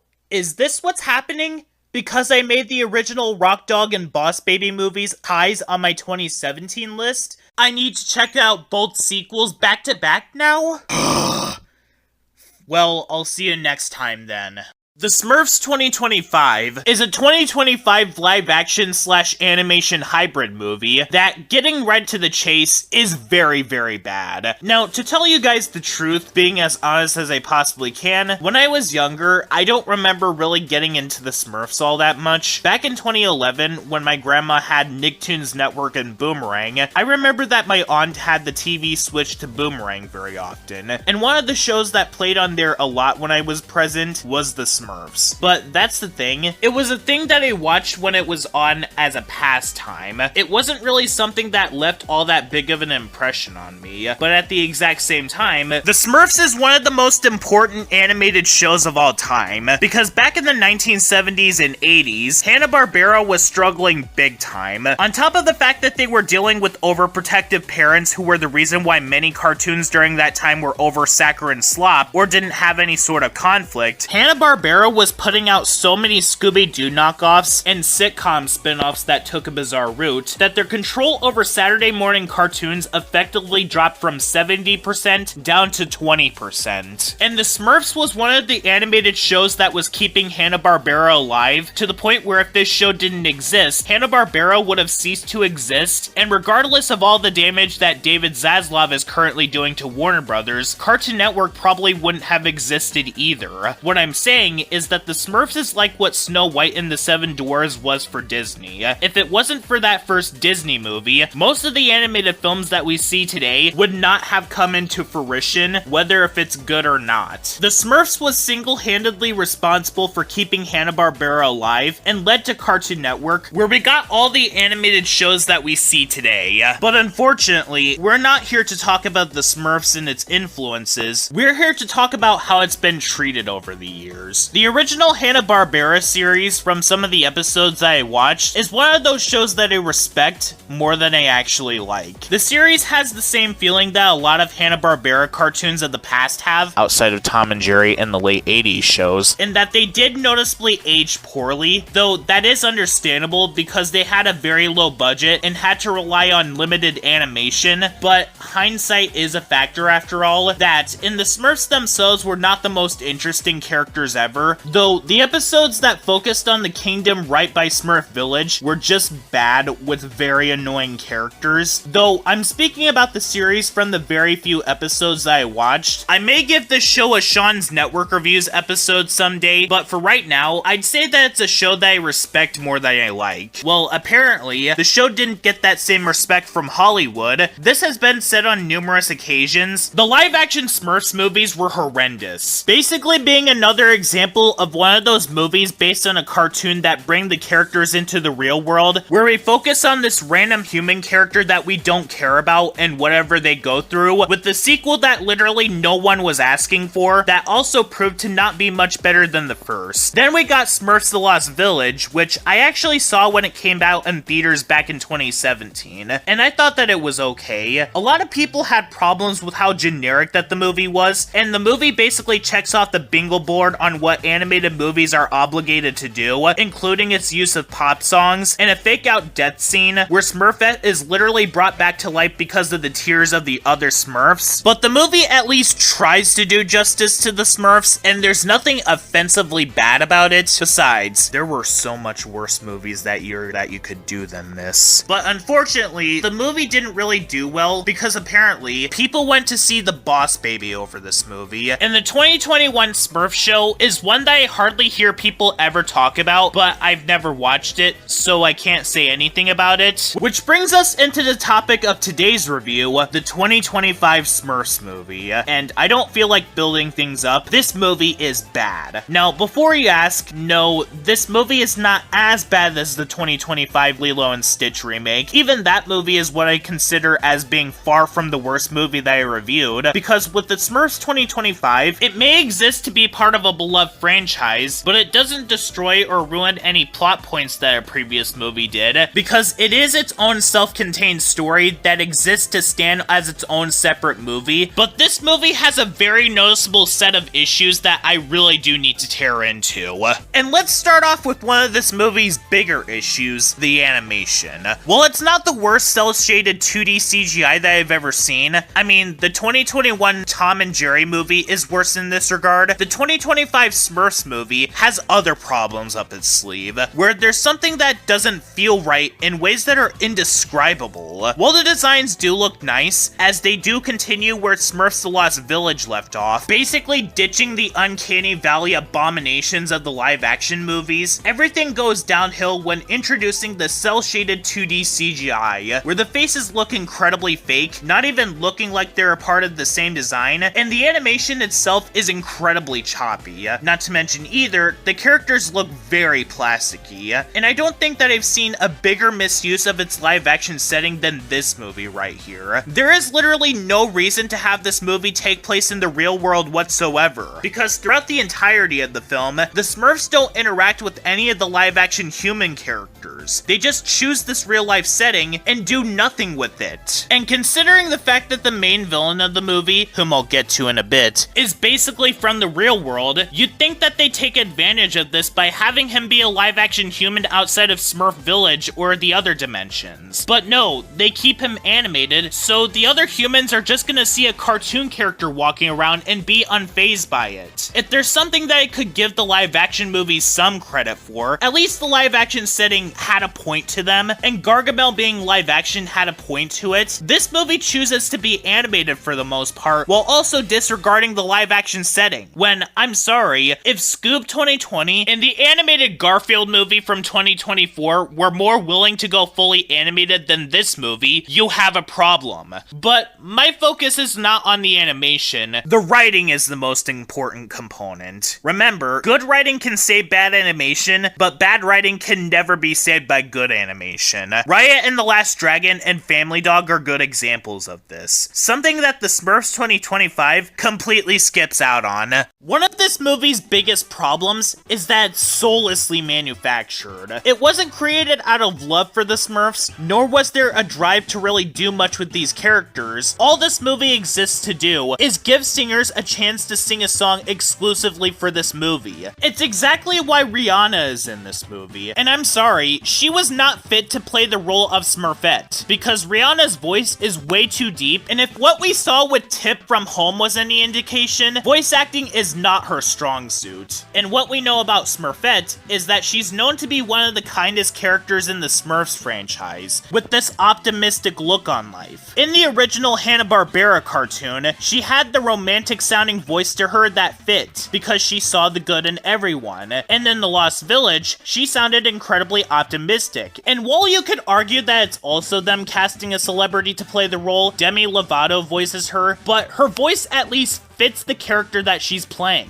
This is literally on the same level as having Chris Pratt play the role of Garfield. You don't hear Smurfette in this movie, all you hear is Rihanna. And because the priorities were all on giving singers an excuse to sing a song, despite the fact that The Smurfs was never intended as a musical in the first place, what do you think that they did for the story? The answer is absolutely nothing. This movie basically takes the Emoji Movie attitude in regards to itself. Yeah, who cares about making an actual movie when we could just advertise our products or find an excuse to make hit songs? So as a result, the film is just the Emoji Movie, but with the Smurfs coat of paint on it. Get this, the movie basically decides to focus on the Smurf that is basically a blank slate, who, get this, is basically sad that he doesn't have one focus on life that the other Smurfs have. Now, how many times have you seen this plot for an animated movie? In fact, this movie's plot literally decides to do the exact same plot as Smurfs The Lost Village, but decides to change its focus on this other Smurf who we literally do not care about in the slightest because he never existed in any other Smurfs media before this movie. And why do we even need another Smurf to basically do the odd one out trope when Smurfette is basically the one that is supposed to fill those shoes? And it makes sense for her to do this because she was intended to be a Smurf that Gargamel created to basically be evil until Papa Smurf ended up finding a way to make her good. And her being the only female Smurf made her stand out in a population of Smurfs who were all guys. As much as people got onto Smurfs The Lost Village for being incredibly generic, that movie at least gave Smurfette a character arc. And that movie had a goal that it wanted to accomplish, that being to prove that there are as many Smurfs out there that are female as much as there are male Smurfs, which surprisingly did it in a subtle manner without feeling the need to be all progressive. This movie doesn't even try to give this new protagonist Smurf a character arc, because just like Nemo from Little Nemo Adventures in Slumberland, all of the solutions and struggles that he goes through in this movie are solved for him without even earning it. And this movie basically does the exact same thing as The Lost Village. Oh, there are other Smurfs out there, two of which being my brothers. That is not unique! And apparently, Papa Smurf never at all disclosed this information to them because he wanted to keep them safe. Despite the fact that telling them about these things, you know, your own history, would set them up to be cautious about stuff like this. Instead, after Nothing Smurf ends up performing this magic trick that alerts the antagonist to the location of them and Papa Smurf gets captured, they end up becoming confused because Papa Smurf never communicated this information to them. And Nothing Smurf ends up constantly getting the blame for everything that happens in the movie for absolutely no reason, even when it was not his fault in the first place. And Papa Smurf didn't even tell any of them about this stuff, when, at least in Smurfs The Lost Village, Papa Smurf had a reason to ground them because he legitimately thought that the four of them were being crazy and making up excuses for missing curfew after the sun went down, and every motivation and things that caused the conflict in that movie was done out of the character's own volition.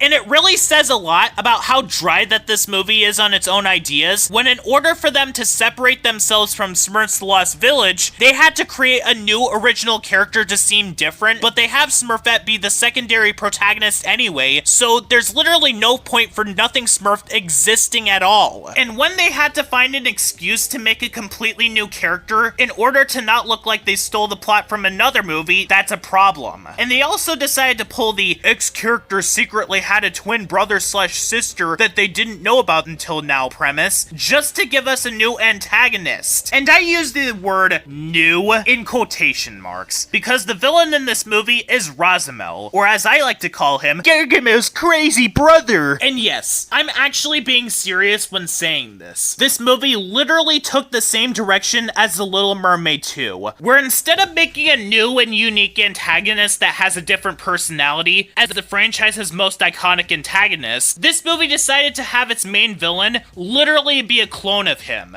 And why did he even need to be Gargamel's brother in the first place? Couldn't they have had him be like an original character that Gargamel works for? Oh wait, we're talking about the exact same movie that couldn't even be bothered to care about the fact that it takes place in the real world, because all it cares about is the soundtrack. Being original is the last thing that it cares to do. The characters are not even a priority of this movie either. Now, the Smurfs were never really the most interesting characters in the world. The original series was made in the 80s after all, a time where most shows had its main characters not have all that much depth until the 1990s came around. But this movie is the most flat that we've ever seen these characters get by far, for one reason and one reason only. All of them are constantly pushed to the side, to the point where they shouldn't even be in the movie, or even be on this journey to rescue Papa Smurf in general, because the movie's main motto is quantity over quality. Too much is happening all at once to really flesh any of them out, and most of the screen time is focused on Nothing Smurf whining Anakin Skywalker from Star Wars Episode 2 style. But with other movies that have such a big quantity in terms of their cast, like A Bug's Life or Chicken Run, they at least relegated their quantity of characters to being in the background, and then only focus on a few of them at a time. And as bad as the live-action movies were, the Smurfs that came into the real world did things and shared equal screen time. Which reminds me, between this movie and the live-action Smurfs movies, would I say that this movie is as bad as those? Not really. I mean, the only thing that keeps it out of that territory is that the movie is soulless at worst, as opposed to being annoying and try-hard, but it's more of a pick-your-poison scenario, because this movie does certain things far worse than those films, while also doing other things that keep it out of that territory. By the way, before the movie starts, we get a SpongeBob SquarePants short called Order Up, that basically has SpongeBob ringing the Order Up bell so many times that it causes Squidward to go insane, up to the point where he finds many ways to beat it to the ground so that it would turn into sand. The short is fine. I mean, it's not nearly as good as, say, Reef Blower or Dream Hoppers, especially since the animation of this short still had that season 6 to 9A feeling to it, where the visuals were still pretty stilted, but it's still amusing to see the creative ways that Squidward destroys the bell in front of SpongeBob. But I am pretty puzzled that it wasn't showcased until now, because the copyrighted year was 2015, but they probably didn't know where and how they could have showcased this, so they premiered it in front of this movie now that they had the chance. But my point still stands. My recommendation for this movie, don't watch it. While there are far more insulting movies out there that you could be watching, there are also better ones to watch. Go see Elio if it's still in theaters. Go watch K-pop Demon Hunters. And heck, watch the original series, and I'd even say that you'd be better off watching The Lost Village than this. Because whereas those were made out of a genuine want to make a movie or series to actually tell a story, all this movie exists to do is make money off of Rihanna.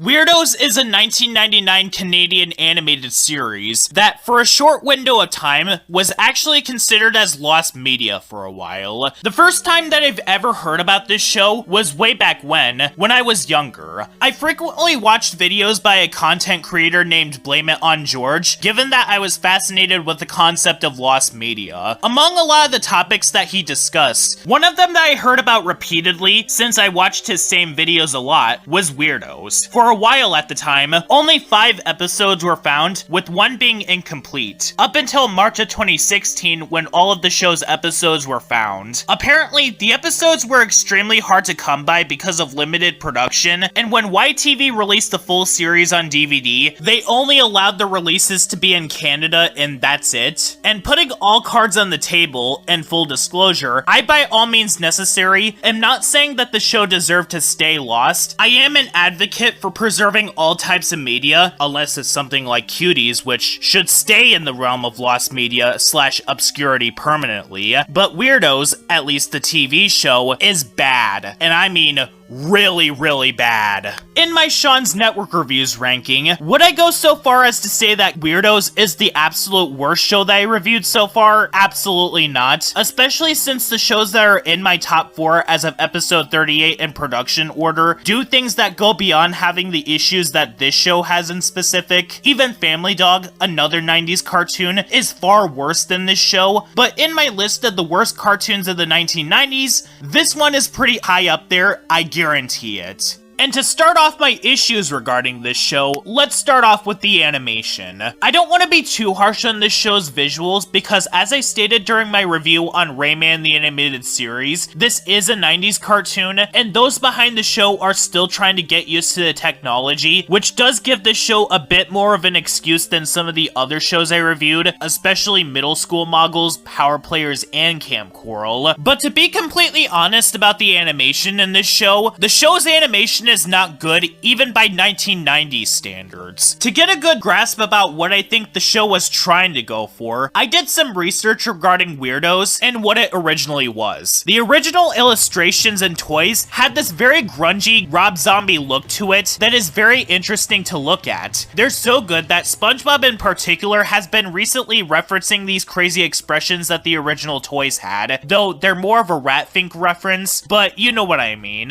And considering the fact that this show was released in the 1990s, they presumably wanted this show as yet another Ren and Stimpy clone because of course it is. However, when they transported these designs over to computer animation, now the show looks very ugly, but at the same time, they kind of made them look too squeaky clean, so the nuances that came with the original illustrations are completely gone now, and the animation itself doesn't even make up for how unappealing that the designs are, because in spite of the fact that the show was released in the 90s, where computer animation was still being developed and was in its infancy by the time of this show's release, the show tries to pull off slapstick that is very poorly timed, and they also do animation techniques that look uncanny when you try to pull them off in 3D, like stretching the characters' necks out, wild takes, and they often skip frames altogether, especially when it comes to Killer. And while I do give the show some slack when it comes to its visuals, which didn't age well, there are times when they often get lazy with the backgrounds, where they loop the exact same sky animation, and the show implies that the characters live in a small town near the desert, but it's pretty desolate for a small town that is supposed to be in a desert. But as I stated before in other reviews, the animation is not what makes a series, it's the writing that makes a series what it is. And you know, I was willing to give this show a chance, in spite of how not good that the visuals are in this series. I mean, Kappa Mikey is a pretty good show, even though the animation is really not good in that series either. So I thought that going in, the show was going to subvert my expectations and at least be one of the more average or in the middle 90s cartoons, but what I got instead is a show that would definitely be a candidate for my personal worst cartoons of the 1990s list. What is the issue that I have with this show? Well, you know how a lot of people have said that they don't like a show such as Ed, Edd n Eddy for how mean-spirited it is, and how unlikable the characters are, most notably with Phantom Strider saying that the show is bad solely based on these elements? I cannot understand what people like about this cartoon.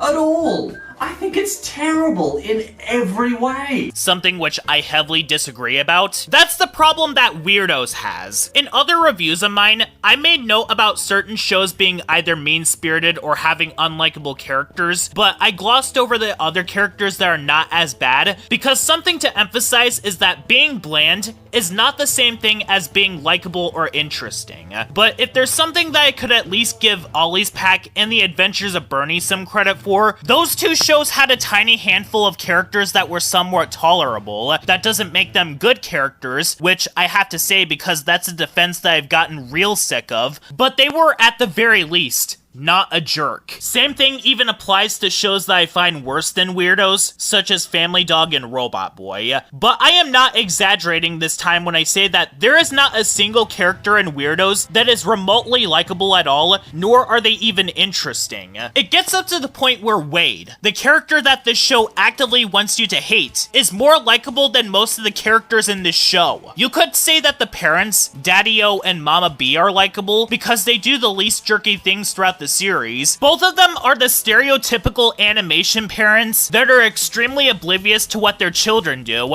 and they're so permissive throughout most of the show that they just remind me of Caillou's parents from the show of the same name, while everyone else has at least one specific thing that they do in an episode to remind you the question that you'd be wondering about while watching the show: who are we even supposed to be rooting for in this show? If there's something that you could give Ed, Edd n Eddy some props for, yes, that show had several characters that were incredibly unlikable towards each other, but with the exception of Naz, who was just there to be a love interest for the other male characters, they at least had personalities, and the show at least had funny quips from the other characters to make up for it. With Weird-Ohs, what else is there to the show besides failed attempts at slapstick and cruelty? Short answer, there is none. Digger and Eddie have zero personalities whatsoever, basically being nothing but frat boy stereotypes of what people think that guys are like. And no joke, they both act exactly like how SpongeBob and Patrick did in season 6 to 8 of that show, basically being public nuisances more often than not. But I'd argue that even SpongeBob and Patrick during that era of the show still had a rare handful of moments where they can be legitimately likable, like Patrick with No Hat for Pat, or SpongeBob with Overbooked. And I say that they're public nuisances because there are multiple episodes where they just make things worse, like the generic babysitting episode where both of them just let the baby out of their sight, basically disregarding what Portia just told them in a previous scene. In the episode where Portia gets Wade's bodyguard away from him for her own selfish gains, where they basically antagonize Wade to the point where he goes back to the restaurant in an attempt to get him back. But the worst part is that these are how they are at their best. At their worst, they're constantly doing awful things to their sister and even their own parents, and very rarely do they ever get punished for what they do, like in Daddy Dismiss, for example. On the surface of things, the episode is your typical child has a crush on his teacher that is too old for them storyline, but what Digger decides to pull in this episode is unacceptable, because he decides to pretend to be the superintendent, specifically so that the substitute teacher would stay their teacher. Our auto shop teacher is resigning tomorrow, and she's got the job. The superintendent will be thrilled to hear that, Louie. Have a nice day. And just when Digger was about to get punished at the end, the episode backtracks on this at the last second, and ends on a joke where the substitute teacher is now the vice principal, and she gets bubblegum on Leaky Boat Louie's face. The only other times in which these two get some form of punishment for their antics are Diary of a Mad Sister, the turbocharged theatrical tragedy, and Head Gasket of the Class. But that's 3 episode segments out of 25 that are currently available. Also, Digger is voiced by Kathleen Barr, using the exact same voice that she used for Kevin from Ed, Edd n Eddy, so the Ed, Edd n Eddy comparisons aren't even just something that I'm pulling out of my butt. Portia is basically the Squidward of this show, basically being the pessimistic one that the show constantly beats down on more often than not, and just like with the main problem that I have with this show, the series doesn't know whether I should feel sorry for or absolutely hate her. I mean, in Getting Over Davy, the episode decides to have a horrible showcase of therapy and getting the person to feel more at ease, by specifically badgering Portia to stop thinking about her crush 24/7. Are you thinking about Davy? No! Are you thinking about Davy? No! Are you thinking about Davy? No! Look, there's Davy. Where? Ooh, penalty fine. Not realizing that all this is going to do is make the person relapse into thinking about them again. You bet. I love Davy. Love Davy. Davy. Davy.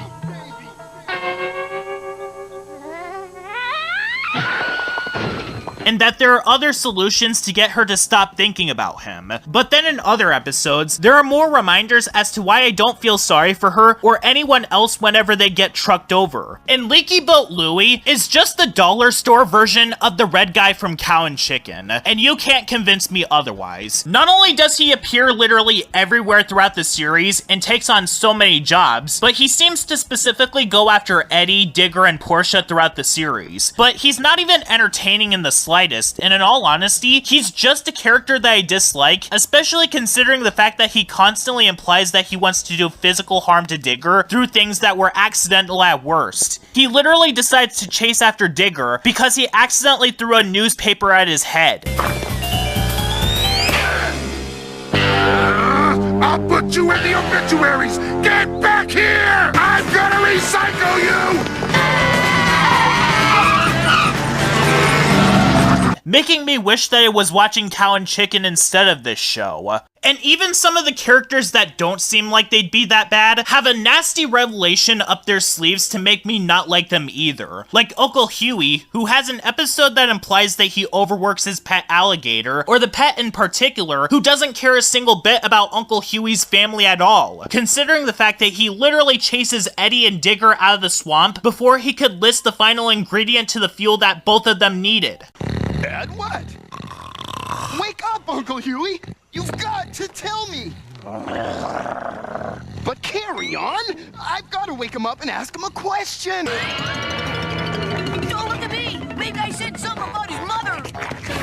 And in spite of the fact that this show has animation that tries way too hard, and giving off the feeling that it's trying to be like Ren and Stimpy, this show still plays things extremely safe, to the point where the animation and art style just does not fit the show in the slightest. Because when going into this show, you'd expect that this show would be more extreme or showcase more of the racing aspect that the intro set up. But it's just false advertisement because the show is not extreme at all. The show acts like your typical animated sitcom that also does things in too much of a mundane manner. And the show feels so squeaky clean in its content to the point where it pales in comparison to its temporaries, like Ren and Stimpy, Animaniacs, Rocko's Modern Life, Cow and Chicken, Ed, Ed and Eddy, and heck, even Schnookums and Meat plays things safe less than this show does, so at best, the show is incredibly boring to the point where, much like Power Players, I ended up having to take breaks in between because of how bland that the show was being for me. But when truly looking back at this show and what it gave me, usually in Sean's network reviews, I don't have a reason to really do a review on an individual episode of any show I reviewed so far, unless the episode does something uniquely horrendous that warrants a review, like Lost Sword from Thundercats Roar or Foot Brawl from Robot Boy, mainly because I'd already thoroughly covered what's wrong with it during the review. But in all honesty, this is one of those shows that I might end up having to come back to at a later date to cover at least one of its episodes because of how surprisingly mean it gets. Whether if it's the episode that dunks on Digger because he forgot Eddie's birthday was the next day and fails to make money through any sort of job, and Eddie gives him the silent treatment because he was avoiding him even though he was trying to keep the present a surprise. The episode where Portia takes Killer away from Wade and we're supposed to be rooting for her despite the fact that she was doing it for an incredibly selfish reason. The episode that is a horrible showcase of therapy and mental health. Or this one's my favorite episode of the show. There's an episode where Uncle Huey is counting on Eddie to honor their family's legacy, and because of forced writing, Uncle Huey goes into a coma before Eddie and Digger could find out what the formula for the racing fuel is, despite the fact that he's counting on Eddie to win, leading his jerk of a pet to essentially chase them out of the swamp, leaving Eddie to basically get unnecessarily stressed out for a majority of the episode. And the last part of the formula is only found out near the end, and it turns out that in order to get the fuel to work, they needed sweat. But,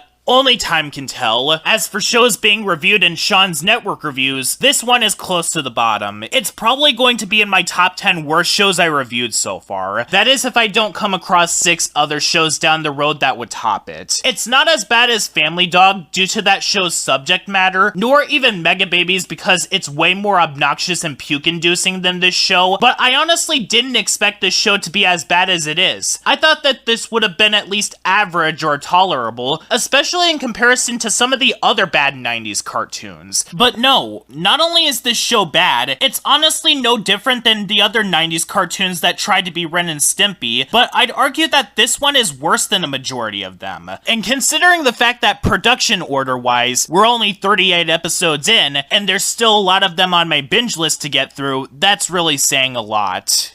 Mad Jack the Pirate is a 1998 Fox Kids animated series and is the fourth animated series created by Bill Kopp, who also created another show that I reviewed called Eek the Cat, and created two other shows that I've yet to have reviewed, Schnookums and Meat and Toonsylvania, that getting this right out of the way is just alright. I'll be as honest as I possibly can, Mad Jack the Pirate is one of those shows that I was honestly looking forward to watching for this review series, because while Bill Kopp is far from being a perfect creator, I mean, he was the creator of Schnookums and Meat after all, I did like Eek the Cat. While the show did have its major issues at the beginning, and its final season was not good, it was a showcase of how the term, don't judge a book by its cover, can go a long way, where the show in execution doesn't just involve a cat getting hurt, the show is memorable, clever, fun, and mostly is at its best whenever it doesn't just involve Eek getting hurt, and whenever it does, it results in some of the show's worst episodes, like the pilot episode or This Eeks Your Life. So when I heard that Bill Kopp was the creator of a show that involved pirates, I was intrigued, because there's a lot of fun and mileage that you can get out of a show about pirates, and with how much fun that Eek the Cat was, at least in seasons 2 through 4, I think that this kind of show is up Bill Kopp's alley, so I decided to binge watch this show, and I was underwhelmed. In Sean's network reviews, the show is definitely better than Schnookums and Meat and even Clutter, but it's very watered down in comparison to Bill Kopp's other shows. What's the premise of this show? This show revolves around an egotistical pirate named Mad Jack. After he gets captured by a trio of witches, who basically tried to force Mad Jack into marrying a sea monster, who is actually a beautiful woman in disguise, he comes across a giant anthropomorphic rat named Snuck, who then becomes his partner after Mad Jack saves him, and for the rest of the series, basically becomes an episodic kind of series from there. To get straight into the issues that I have with this show, would be getting into what was happening with Fox Kids at the time. In the late 90s to early 2000s, Fox Kids was in a very tight position regarding their animated offerings. Before Kids WB launched, Fox Kids was originally the block that offered 3 animated shows that put them on the map: X-Men, Animaniacs, and Batman the Animated Series. In 1995, after some behind-the-scenes drama regarding how Batman the Animated Series was being treated by the Fox network, Warner Brothers decided to make their own Saturday morning block named Kids WB, and took Animaniacs, Batman, and the other Looney Tunes spin-offs they made alongside them, basically leaving Fox Kids with only the shows that were made by them, and so as a result, they were scrambling to find another comedy show that could capture the same success as Animaniacs, but all of them were short-lived. One of them being Toonsylvania, which Bill Kopp was also involved in, but it also had Steven Spielberg involved. Basically, think what Nickelodeon has been trying to do with finding a new show that had the same success as SpongeBob for nearly a decade, but basically on a smaller scale. That's basically what Fox Kids was trying to do at the time, and to be quite honest with you guys, Mad Jack the Pirate feels right at home in that era, down to the fact that this show basically tries to do the Animaniacs thing, where it basically has beautiful women appearing at points in the episodes.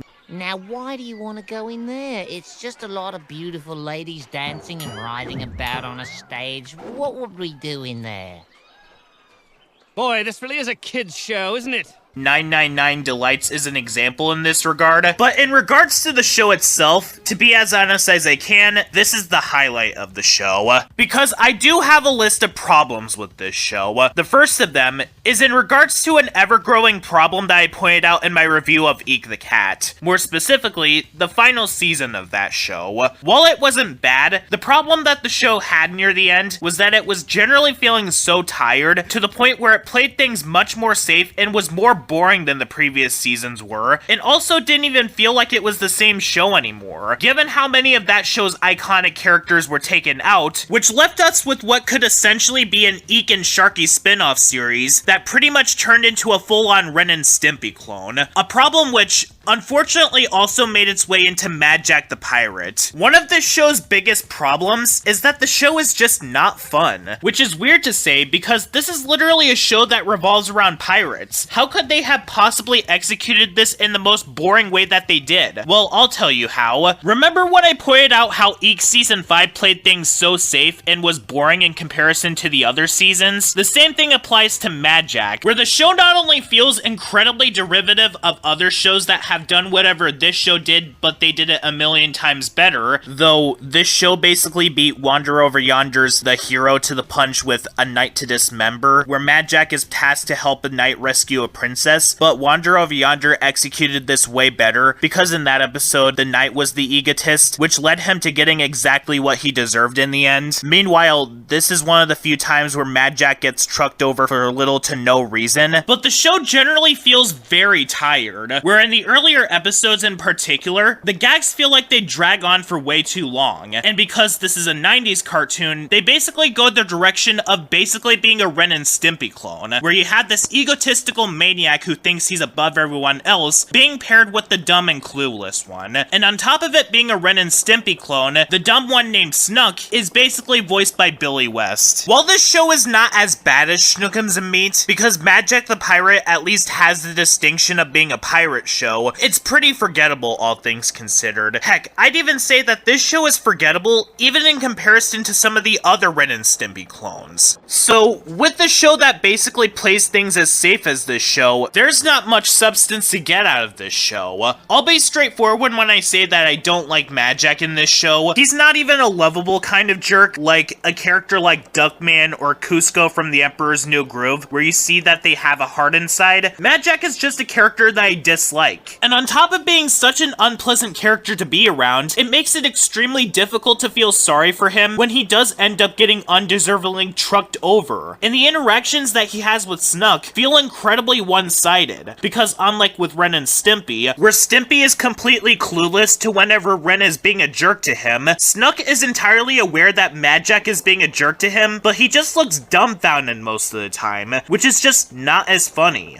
Speaking of which, another one of my bigger problems with this show is that Mad Jack the Pirate is just not funny. Like, at all. While watching each episode, I don't think that I laughed even once. One thing that is very important in comedy is surprise. When the audience can see the joke from a mile away, it loses the impact of the joke, leaving you with nothing but a blank expression on your face. And this is exactly what I was feeling while watching most of these episodes. Oh, and the treasure of the headless left-handed Peepmo salesman. The cannon won't fire, so Mad Jack sticks his head in the cannon. I wonder what's gonna happen. Oh, the cannon fires when Mad Jack didn't expect it because the universe hates him or something. I found that so funny that I forgot to laugh. And the show also feels the need to make pop culture references at random without any sort of humor attached to it. The second episode, for example, has this deity referencing Power Rangers right out of nowhere, and they don't even do it in a way that is even clever. Come on, we'll order a pizza. I have some videos here. You like the Power Rangers, don't you?